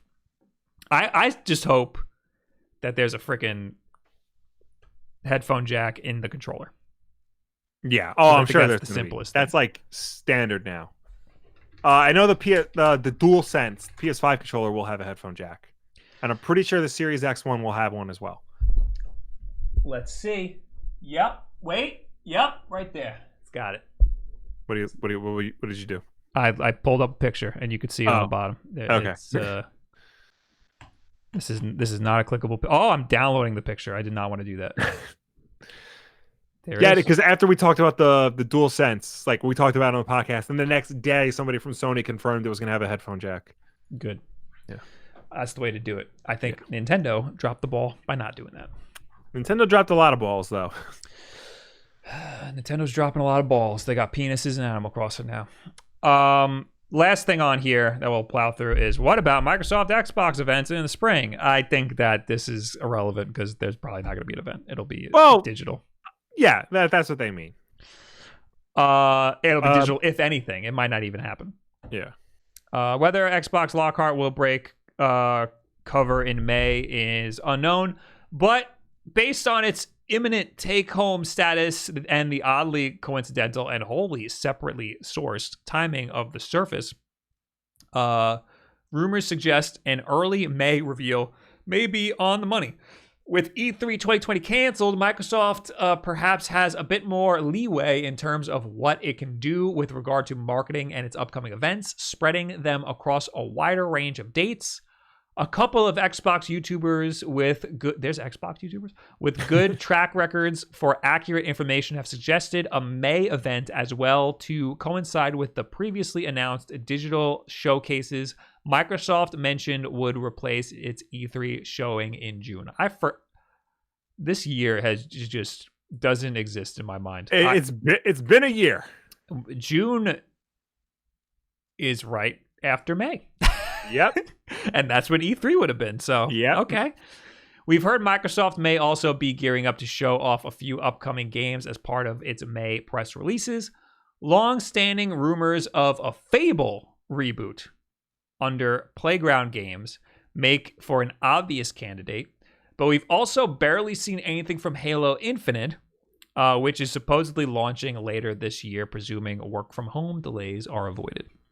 Whether this will be a full-blown showcase event like Inside Xbox, a trailer reveal as we saw for Hellblade 2, or a third-party deep dive with the expertise of outlets like Digital Foundry is completely unknown.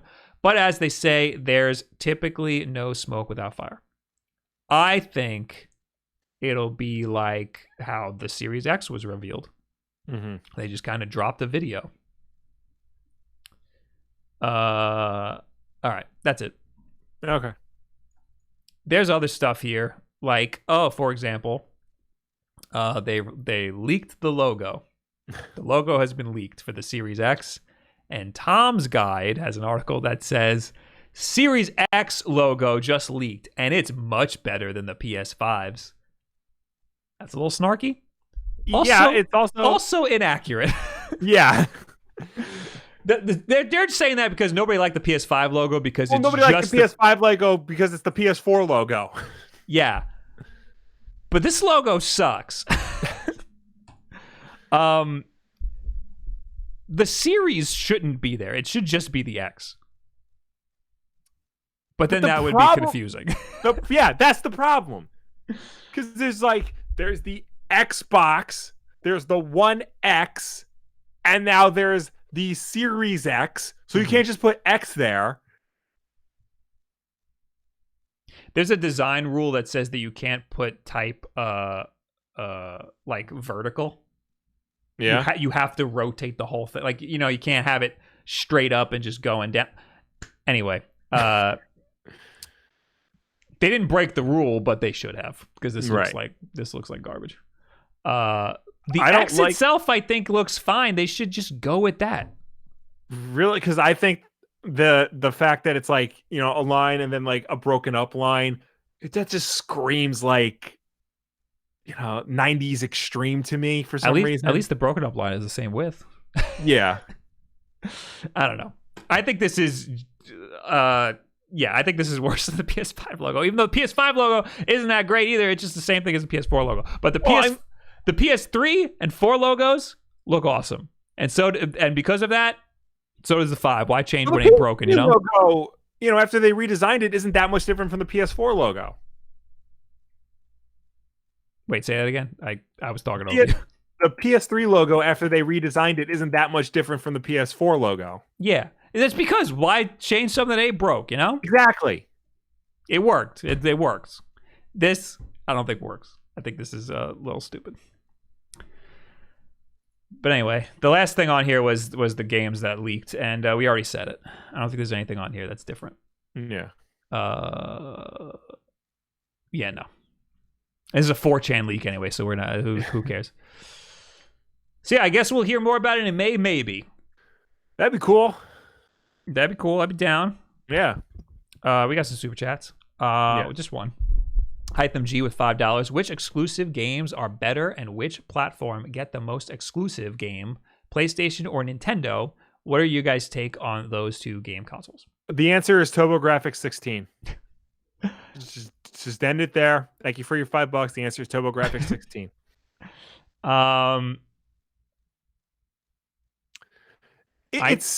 I hate these questions. Yeah, I don't like having to say that one is better than the. Why can't they both just be good? Yeah, I think Nintendo has the most polish on all of their games. I think PlayStation also has some really good polish these days on their exclusive games. Yes, they're both good for different reasons. Mm-hmm. I just happen to like Nintendo games more. But I also like a lot of first-party PlayStation stuff. Yeah. So it just depends on what you want to play, what type of games you want to play. And it feels to me like lately there's been more first-party Switch games, but also I might just be biased because that's my bubble. Anyway, we'll plow through this real quick. There's a brand new My Nintendo app, but it's only Japanese. Right. It lets you buy games, watch directs, and view your playtime. I hope this comes to America. This sounds really cool. Yeah. I like being able to buy games on the website and then just have them go straight to my Switch. Yes. I love that. I also enjoy that. Nintendo has released a brand new My Nintendo app, which offers a number of handy services to those who own a Switch, 3DS, or Wii U. Currently available exclusively for Android and iOS users in Japan. The app delivers news on Nintendo and its products, will let you watch videos including Nintendo Direct presentations, and allow you to buy Nintendo Switch software, thanks Japanese Nintendo. In a nice touch, it also lets you view your Switch, 3DS, and Wii U play records. Oh. It doesn't stop there either, as those who travel to Nintendo's Tokyo store and other live events will be able to check in using a QR code scanner in the app. Have a look at the promotional images below. I hope that this releases in America and I get some cool points for going to the Nintendo store over here. So that's cool. Yes. We don't have to talk about this for too long. Okay. This is just a cool little fun little goof. So Business Insider had an article that said, it's time to admit Animal Crossing New Horizons is a dumb, boring game for children. And obviously that got people mad. Yeah. Let's be real here, Will. Animal Crossing is a game for children. Most video games are. I play it. I am a man-child. Mm-hmm. I will admit that. But why do you have to call it dumb and boring? You're just asking for trouble. And thank you to the lovely guy over at Saved You a Click Video Games on Twitter who says, Ryder does not enjoy the game's qualities and finds them repetitive and boring, has issues with the UI and finds it clunky, compares it to other games like Stardew Valley and compares qualities like stories and interactions, also calls it a stupid baby game. There's a lot more. And then I have to click, so he didn't save me a click. But, also the guy is definitely rage baiting. It was written by Jack Crosby, who says, my first opinion essay for Business Insider takes you inside the business of Nintendo, selling you all on a big stupid game for babies. Play Stardew Valley, you gigantic infants. And then he says, Tom Nook doesn't wear boots. I'm surprised so many of you were trying to lick them. And then there's another tweet from before this article was posted. I'm dead serious. If you have $200 to $300 left in your freelance budget and you want a post that will probably get at least 10,000 hate views, if we put the right SEO head on it, I will do this for you in less than 800 words. Bonus points if your billing department pays in less than 30 days. What an asshole. Damn. And then there's more. He said, I'm ready to say it. Animal Crossing sucks. Bad, lifeless game, which is only fun if you put tons of time into it, or you're playing with friends, which is clunky and inconvenient like most other aspects of the game. Who will pay me to write this post? I'll do it for cheap. So he really wanted to get his opinion across that he does not like Animal Crossing. Yeah. And he wanted somebody to pay him to rage bait. Mm-hmm. Which is, I hope he got his $200 to $300 because it worked. People were mad and people clicked on the article. I mean, nobody's saying you have to like Animal Crossing, but there are ways to talk about how you don't like Animal Crossing. No, he's specifically trying to get people mad to click on the article. And yeah, no, nobody's saying you have. Animal Crossing isn't for everybody because it's not really like a game. Yeah. It's like a weird collect them all simulator, you know? Yeah. It's not a game I ever would have expected to want to play. Mm-hmm. Similar to how I talk about Pokemon. I don't like RPGs, but I love Pokemon. Yeah. And it's only because of the character design, the cute animals, and the story and all that. Same thing with Animal Crossing. Cute animals. Friggin', I like talking to my villagers. I deal with the terrible UI elements. Yeah. So that I could make my town into a city and get all the little coffee stuff that they have. So yeah, it's a stupid game for babies, but it doesn't mean it's a bad game. I thought the cute crap about Animal Crossing was that the little AI villagers do cute stuff with you and crap. I'm censoring. Well, so far I only have 2 and they do nothing. The buff tiger is dope, but I got a barbell and he won't even come lift with me. Just wanders around and crap. Anyway, that was just a little fun little thing that was all over Twitter the other day. Yeah. Now, Will, you put this here. Nintendo accounts are getting hacked. What's this about? Should I be worried? Probably. So Nintendo is investigating reports of accounts being breached. Nintendo has told Eurogamer it is now actively investigating a wave of reports from Switch owners stating their Nintendo accounts have been accessed. Yesterday, Eurogamer reported that a number of account owners had reported their Nintendo accounts accessed over the past couple of weeks. A Eurogamer staff member was among those recently affected. Oh. Some account users reported their accounts had been used to buy digital items, such as bundles of Fortnite V-Bucks worth up to £100 via PayPal, via linked PayPal accounts. Speaking to some of those affected, some of whom only realized their accounts had been accessed after reading our story. I heard a mixed pattern of people using unique passwords and those who had used the same password as elsewhere.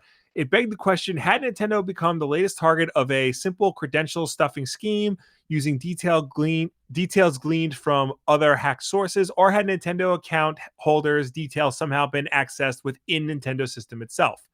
Today, Nintendo has responded and highlighted what you should do if you are affected. Nintendo states, we are aware of reports of unauthorized access to some Nintendo accounts, and we are investigating the situation. In the meantime, we recommend that users enable 2-step verification for their Nintendo account as instructed here. And there's a link to the website. If any user becomes aware of unauthorized activity, we encourage them to take the steps outlined at the support.nintendo.com or whatever. So apparently Nintendo accounts are being hacked. Check your billing account and enable 2-factor authentication, and you'll be fine. I'm checking my email right now to see if there was like any login attempts. Yeah, I haven't. It's funny because when I turned on my Switch the other day, it had like in the news feed enable 2-factor authentication, so I did it. Oh, good. Just not thinking much of it, and then all of a sudden this stuff came out. Maybe that's why they did that. Yeah, I should. I don't know if I have that. It's interesting because 2-factor authentication typically, they'll shoot you a text message with a verification code. Nintendo uses Google Authenticator. Mm-hmm. So you have to download a separate app and generate it through there. Or it'll give you I think 8 randomly generated numbers that you can save if you don't have access to Google Authenticator. Yeah, I hate those apps. Yeah. Because Discord had one. Like, that's the only way to do 2-factor is with one of their stupid apps. Yeah. And I got a new phone and I didn't transfer everything over. So I didn't have that. Yeah. I didn't have my authenticator app. And you can't link it to an authenticator app. Yeah. If you don't have access to it. So I just couldn't get into my Discord. It was like a huge freaking headache. I forgot how I ended up getting in. But I eventually ended up getting in. So yeah, I need to double check and make sure I have 2-factor. Make sure you have 2-factor, everybody. Yeah, I mean, you should have 2-factor on everything. I got a text message before we went live that giving me my Twitter 2-factor, and I got that today too. I did not log into Twitter today. I get that very frequently for Twitter. Yeah, sometimes Instagram, but very, very frequently for Twitter. Speaking of all this, I had to change my Hulu password because somebody logged in Pakistan. Pakistan. We don't know anybody from Pakistan. Nope. So if you need my Hulu account, let me know. All right, I'll let you know. I think I used that for Cowboy Bebop, maybe. Oh no, I have my own Hulu because it came with Spotify. Oh, okay. Anyway, make sure your stuff's secure. Yeah. It's just a general rule across the board. Anyway, that's it for the news. Yes. We got a couple super chats here real quick. Yes. Kyle Luang says, with $2, says, did you guys play Final Fantasy VII Remake? It's installed. There's too many games to play right now. I almost bought regular Final Fantasy VII on my Switch just to spite everybody. Oh my god. You would. Yeah, I would, but I didn't. Jose Alex with $2 says, Wulff long hair. That's me. Yep. You think Super Mario 2 is the... God damn it. You think Spider-Man 2 is the best movie? No. Just in general, the best... I don't think it's the best movie, and I don't think it's the best Spider-Man movie. What do you think the best Spider-Man movie is, and why is it Spider-Man 2? I have to rewatch a lot of them, but I'm pretty sure it's Homecoming. Did you see Into the Spider-Verse yet? I did not see Into the Spider-Verse. Okay. I'd imagine that might be the best one. It's on Netflix, and it's surprising how good it is. Yeah, I need to watch that for sure. Just after this show, just go on Netflix and watch it. I might. How long is it? It's not long. We also got Adriano with 5 ruples. Oh no, this is British. Not British. Brazilian. Yeah. Hello, Bob. I'm sorry I did not understand your question. Thank you very much. Doggerai. That's the Doggerai developer. Oh. Thanks for watching, man. Thank you. Thank you for a great game. He gave me the amount of Doggerai. Everybody play Doggerai. It's a great game. You might know Adriano from my video where I said, yo, this game effing rules. And he said, what? All right. Now we talk to you people. No. First, we got to do the tweet of the week. Tweet of the week. Tweet of the week. I forgot what I put. Also, Spider-Verse is 2 hours. I could do. That's doable. I don't know how this will land, but this tweet says Instagram this month, and it's the meme of it's the Parks and Rec meme where he's holding up the claymation doll. Oh yeah. And he says, do you think a depressed person would make this, except it's a Dalgona coffee? It's the coffee that's whipped. Yeah. Have you seen that all over Instagram or all over Twitter? I have not seen that. You haven't seen it at all? No. My Instagram is action figures and hot chicks. So there's no avoiding the hot chicks on Instagram. Yeah. I thought that I was just getting the Dalgona coffee all over the place because I'm interested in coffee. Mm-hmm. But I've seen it from a lot of weird corners of Twitter and Instagram that people are making this coffee. It's because it's the perfect storm of somebody discovered this Korean coffee, and then also people are stuck at home and they want to do something with their instant coffee. Right. So you just whip it and you make this. But it's funny because it's the Parks and Rec claymation thing. Stand in the place where you were. I told Leslie it was better than Avatar. Eric says it's all over my Instagram. Good. Nope. Yep. Action figures, webcomics, hot chicks, butts. It's embarrassing sometimes to open up Instagram on in public. Sometimes I'd rather there be a butt than an action figure. We got another super chat from Ty Hen with $5. Howdy, boys. How are you guys doing this week? Ordered a Satisfy grip with your code and should be getting it Friday. Take even more money. Thank you. Thank you. Ty Hen. Enjoy your Satisfy grip. I hope you love it. Yes. Now is when we talk to you people. Really quick. Yes. As always, you can reach us on Twitter using the hashtag WolfDenLive. If you left a comment on last week's Wolf Den Live, this is the part of the show where we will finally answer you. And of course, ladies and gentlemen watching us at home, please start leaving your questions and comments so we will get to them when we are done with everybody else.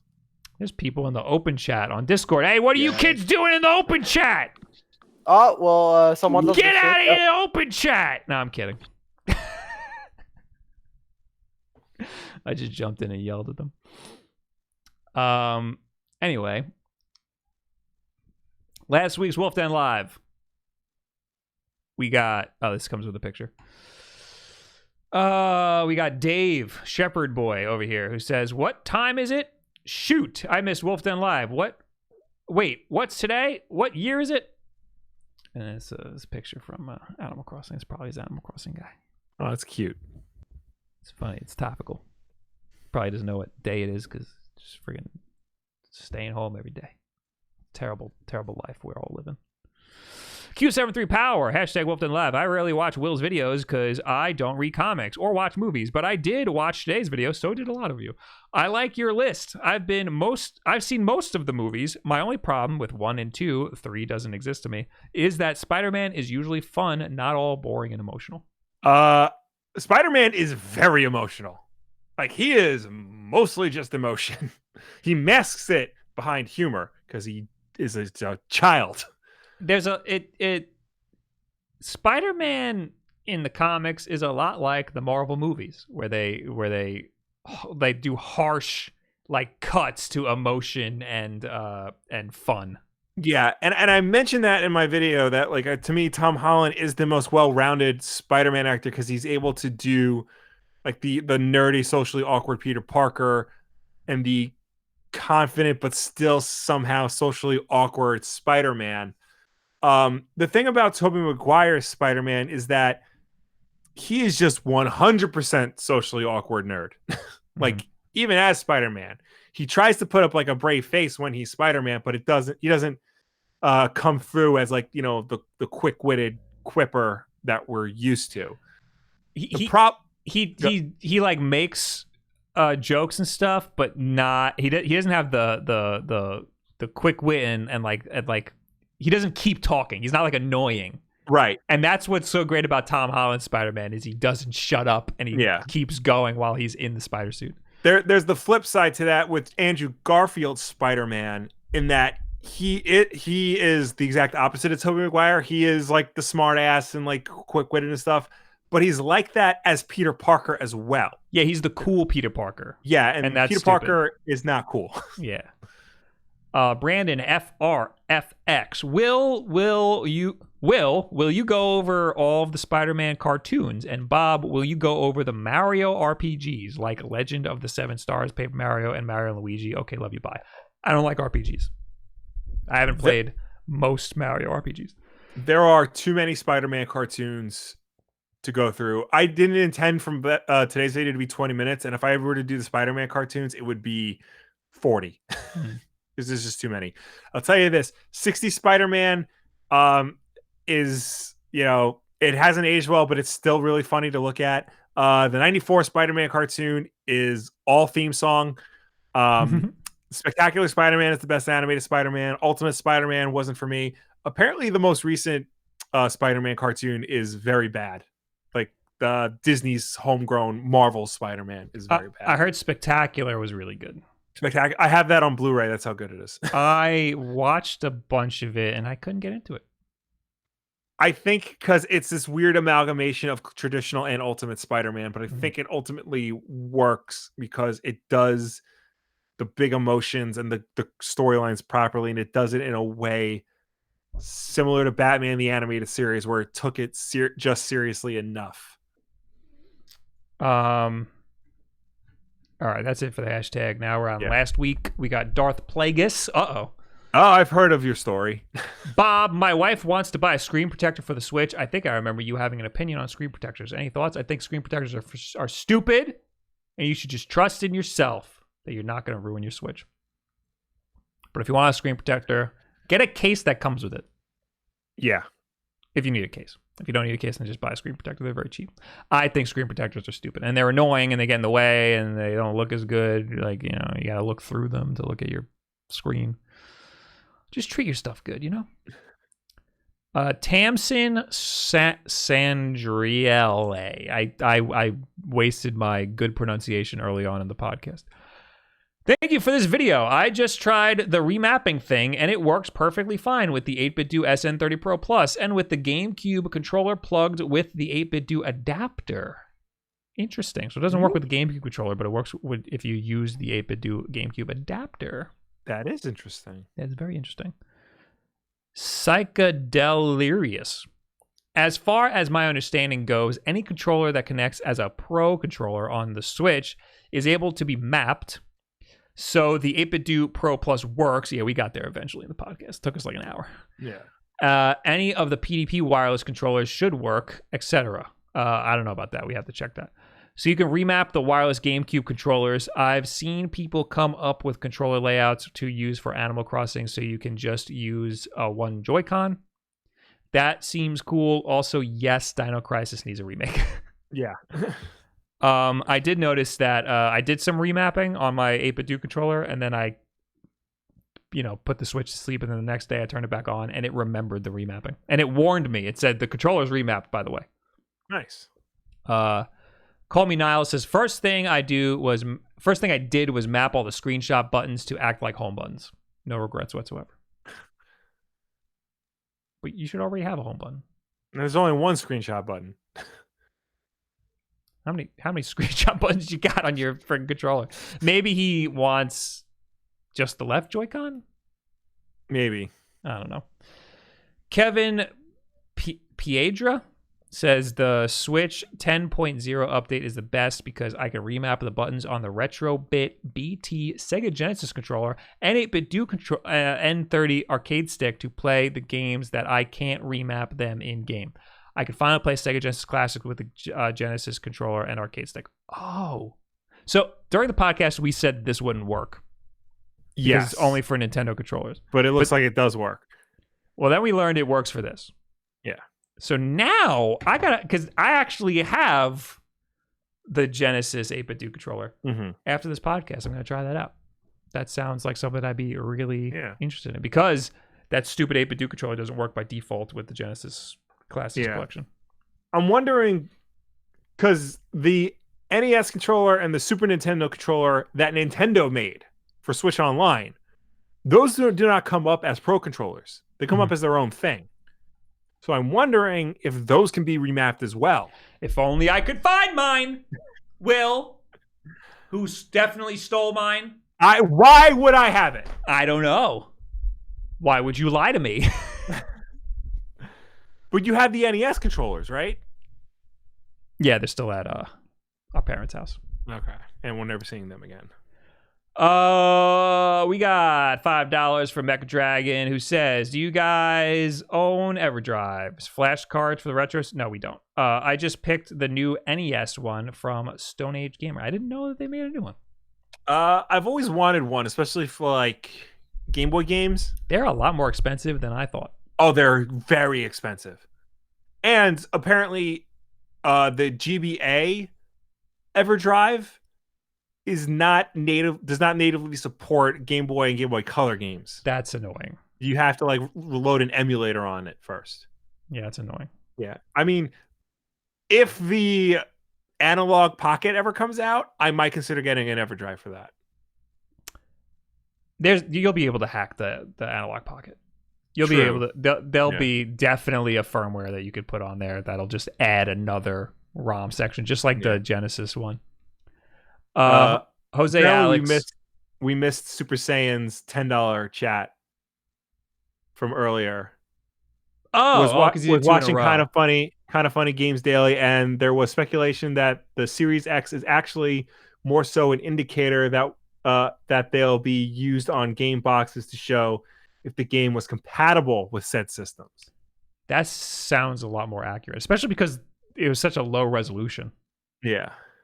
That sounds like legit. Yeah. Yeah. So we're up to Jose Alex 22. Yeah, Spider-Man is the most human superhero of all, ? He's the most relatable, certainly. Or one of the most relatable. He was the start of like the relatable superheroes. Yeah. Yeah, for sure. Yeah, all right, now we're in the chat real quick. Yes. What do you got, chat? Marco says, I just shaved my head after having my hair very long for a long time. Feels weird, man. I need guidance. I can't help you. I'm going through some stuff right now. This is like... Will's got a lot of hair problems right now. Yeah, this is... Oh, God. I was on the cusp of shaving because it was spring, and I shaved my winter beard in spring, but I decided to turn it into a quarantine beard, and quarantine beard and winter beard are two very different things, my friend. This is impacting my eating right now. No, you need to trim the mustache. I might have to. I take scissors and I go like I do it in like a weird like so that it looks uneven on purpose, so it doesn't look like I just went blah blah. Yeah, no, I might have to. Yeah, this is getting bad. Take some scissors and just sprinkle it around. Yeah, no, I'm not shaving until I'm able to go outside again. Yeah, same. I'm committed. Bring me Joy-Con. Will the Xbox get a classic? Or did the modding community buy and sell too many already, so there's no market for it? I just think there's no way Microsoft even cares to make a classic. Yeah, Microsoft's not doing that. If anything, they'll probably just release more original Xbox games on the Xbox home console that's out right now. Maybe we'll get a classic collection? Maybe, yeah. Eventually. $5 from Mecha Dragon. I should probably give my thanks to you two. Your videos are always something I look forward to each week. Thank you so much, Bob and Will. Well, thank you for your support. Yes. And always be. We got to put like a highest, like, there's got to be a way to put on screen like the people who donate the most or something. Yeah. The Rainbow Pit got an SN30 Pro Plus because of you. No regrets, but how do I tell if it's charging or not? I think the light on the top. The light on the top lights up. Elite Complex. I've been playing Golf Story. Picked it up on sale. Great game. So much fun. Yeah. I'm always tempted to play that game, but I know I'm never going to get to it. It seems like it's right up my alley. I love golf games. Beats Forte. Bob, I played the crap out of Mario Maker 2, so you're not alone. Will, did you ever see the Broadway Spider-Man show Turn Off the Dark?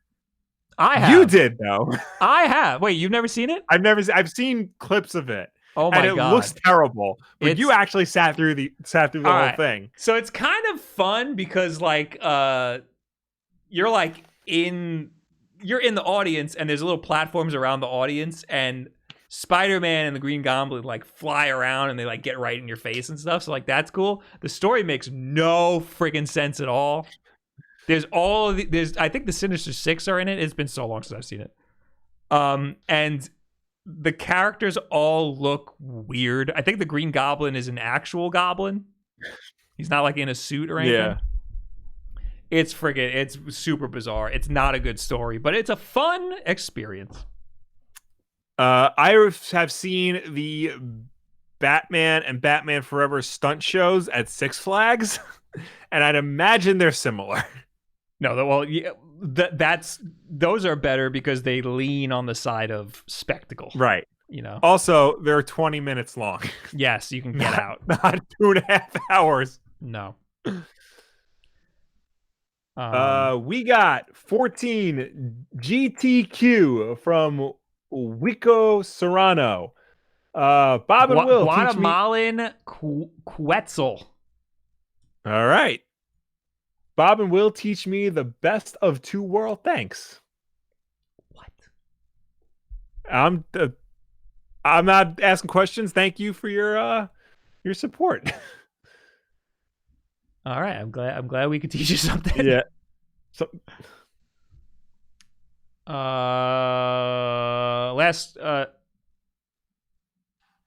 Meowth 900 says, what do they do with all their YouTube donations? And then JT Mitchell says, hookers and blow. Correct. Yeah. We use it to fund the channel. Yeah. Or pocket it. Whatever. Whatever, man. Yeah. Think these games are cheap? Yeah. No, they are not. Super Saiyan 7. If I'm getting an external drive, I know SSD is faster than HDD, but if it's over USB, even 3.1, does it really matter? It's significant. SSDs are significantly faster. 3.1 is super fast. USB 3.1 is very fast. It matters. I think it will, especially because regardless, a hard disk drive has to spin. And has to like boot up, and that takes time. Whereas a solid state doesn't have to do that. No, it's. I think it's faster no matter what. I mean, USB 2.0 is very slow. Yeah, but I think even then it's still faster.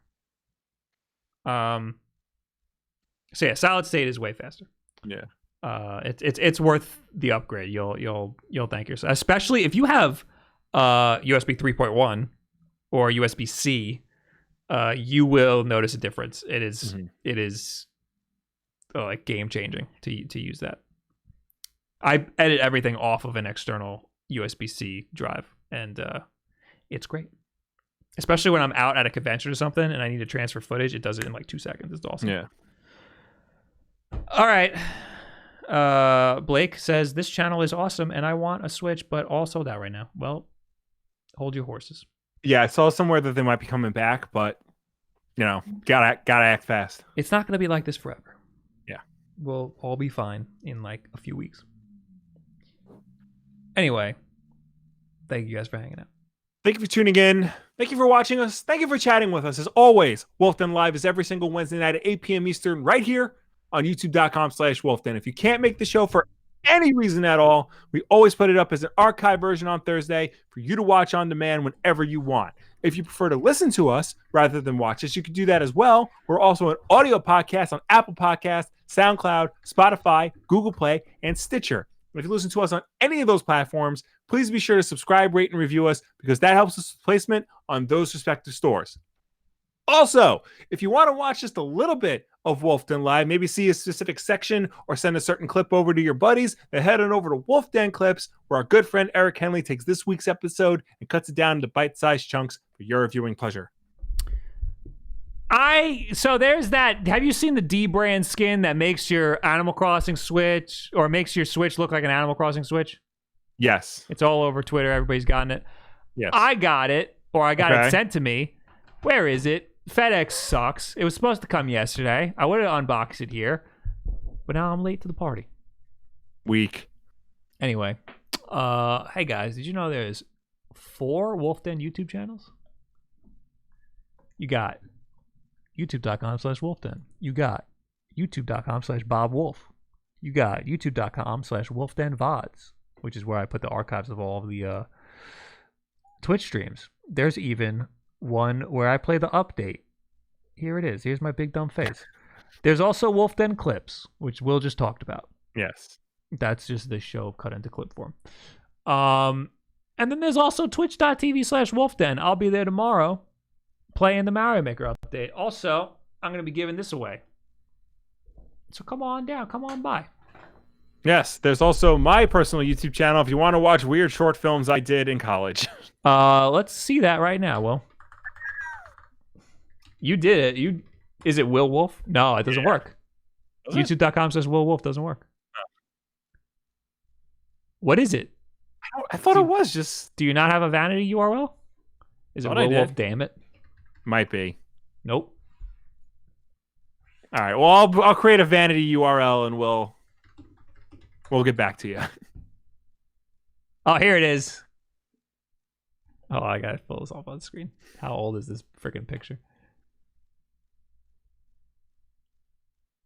There you are. Yep. That picture, by the way, is... There I am. Oh, boy. I regret this. 11 years ago. I am not playing that. That's our living room. Okay, enough of this.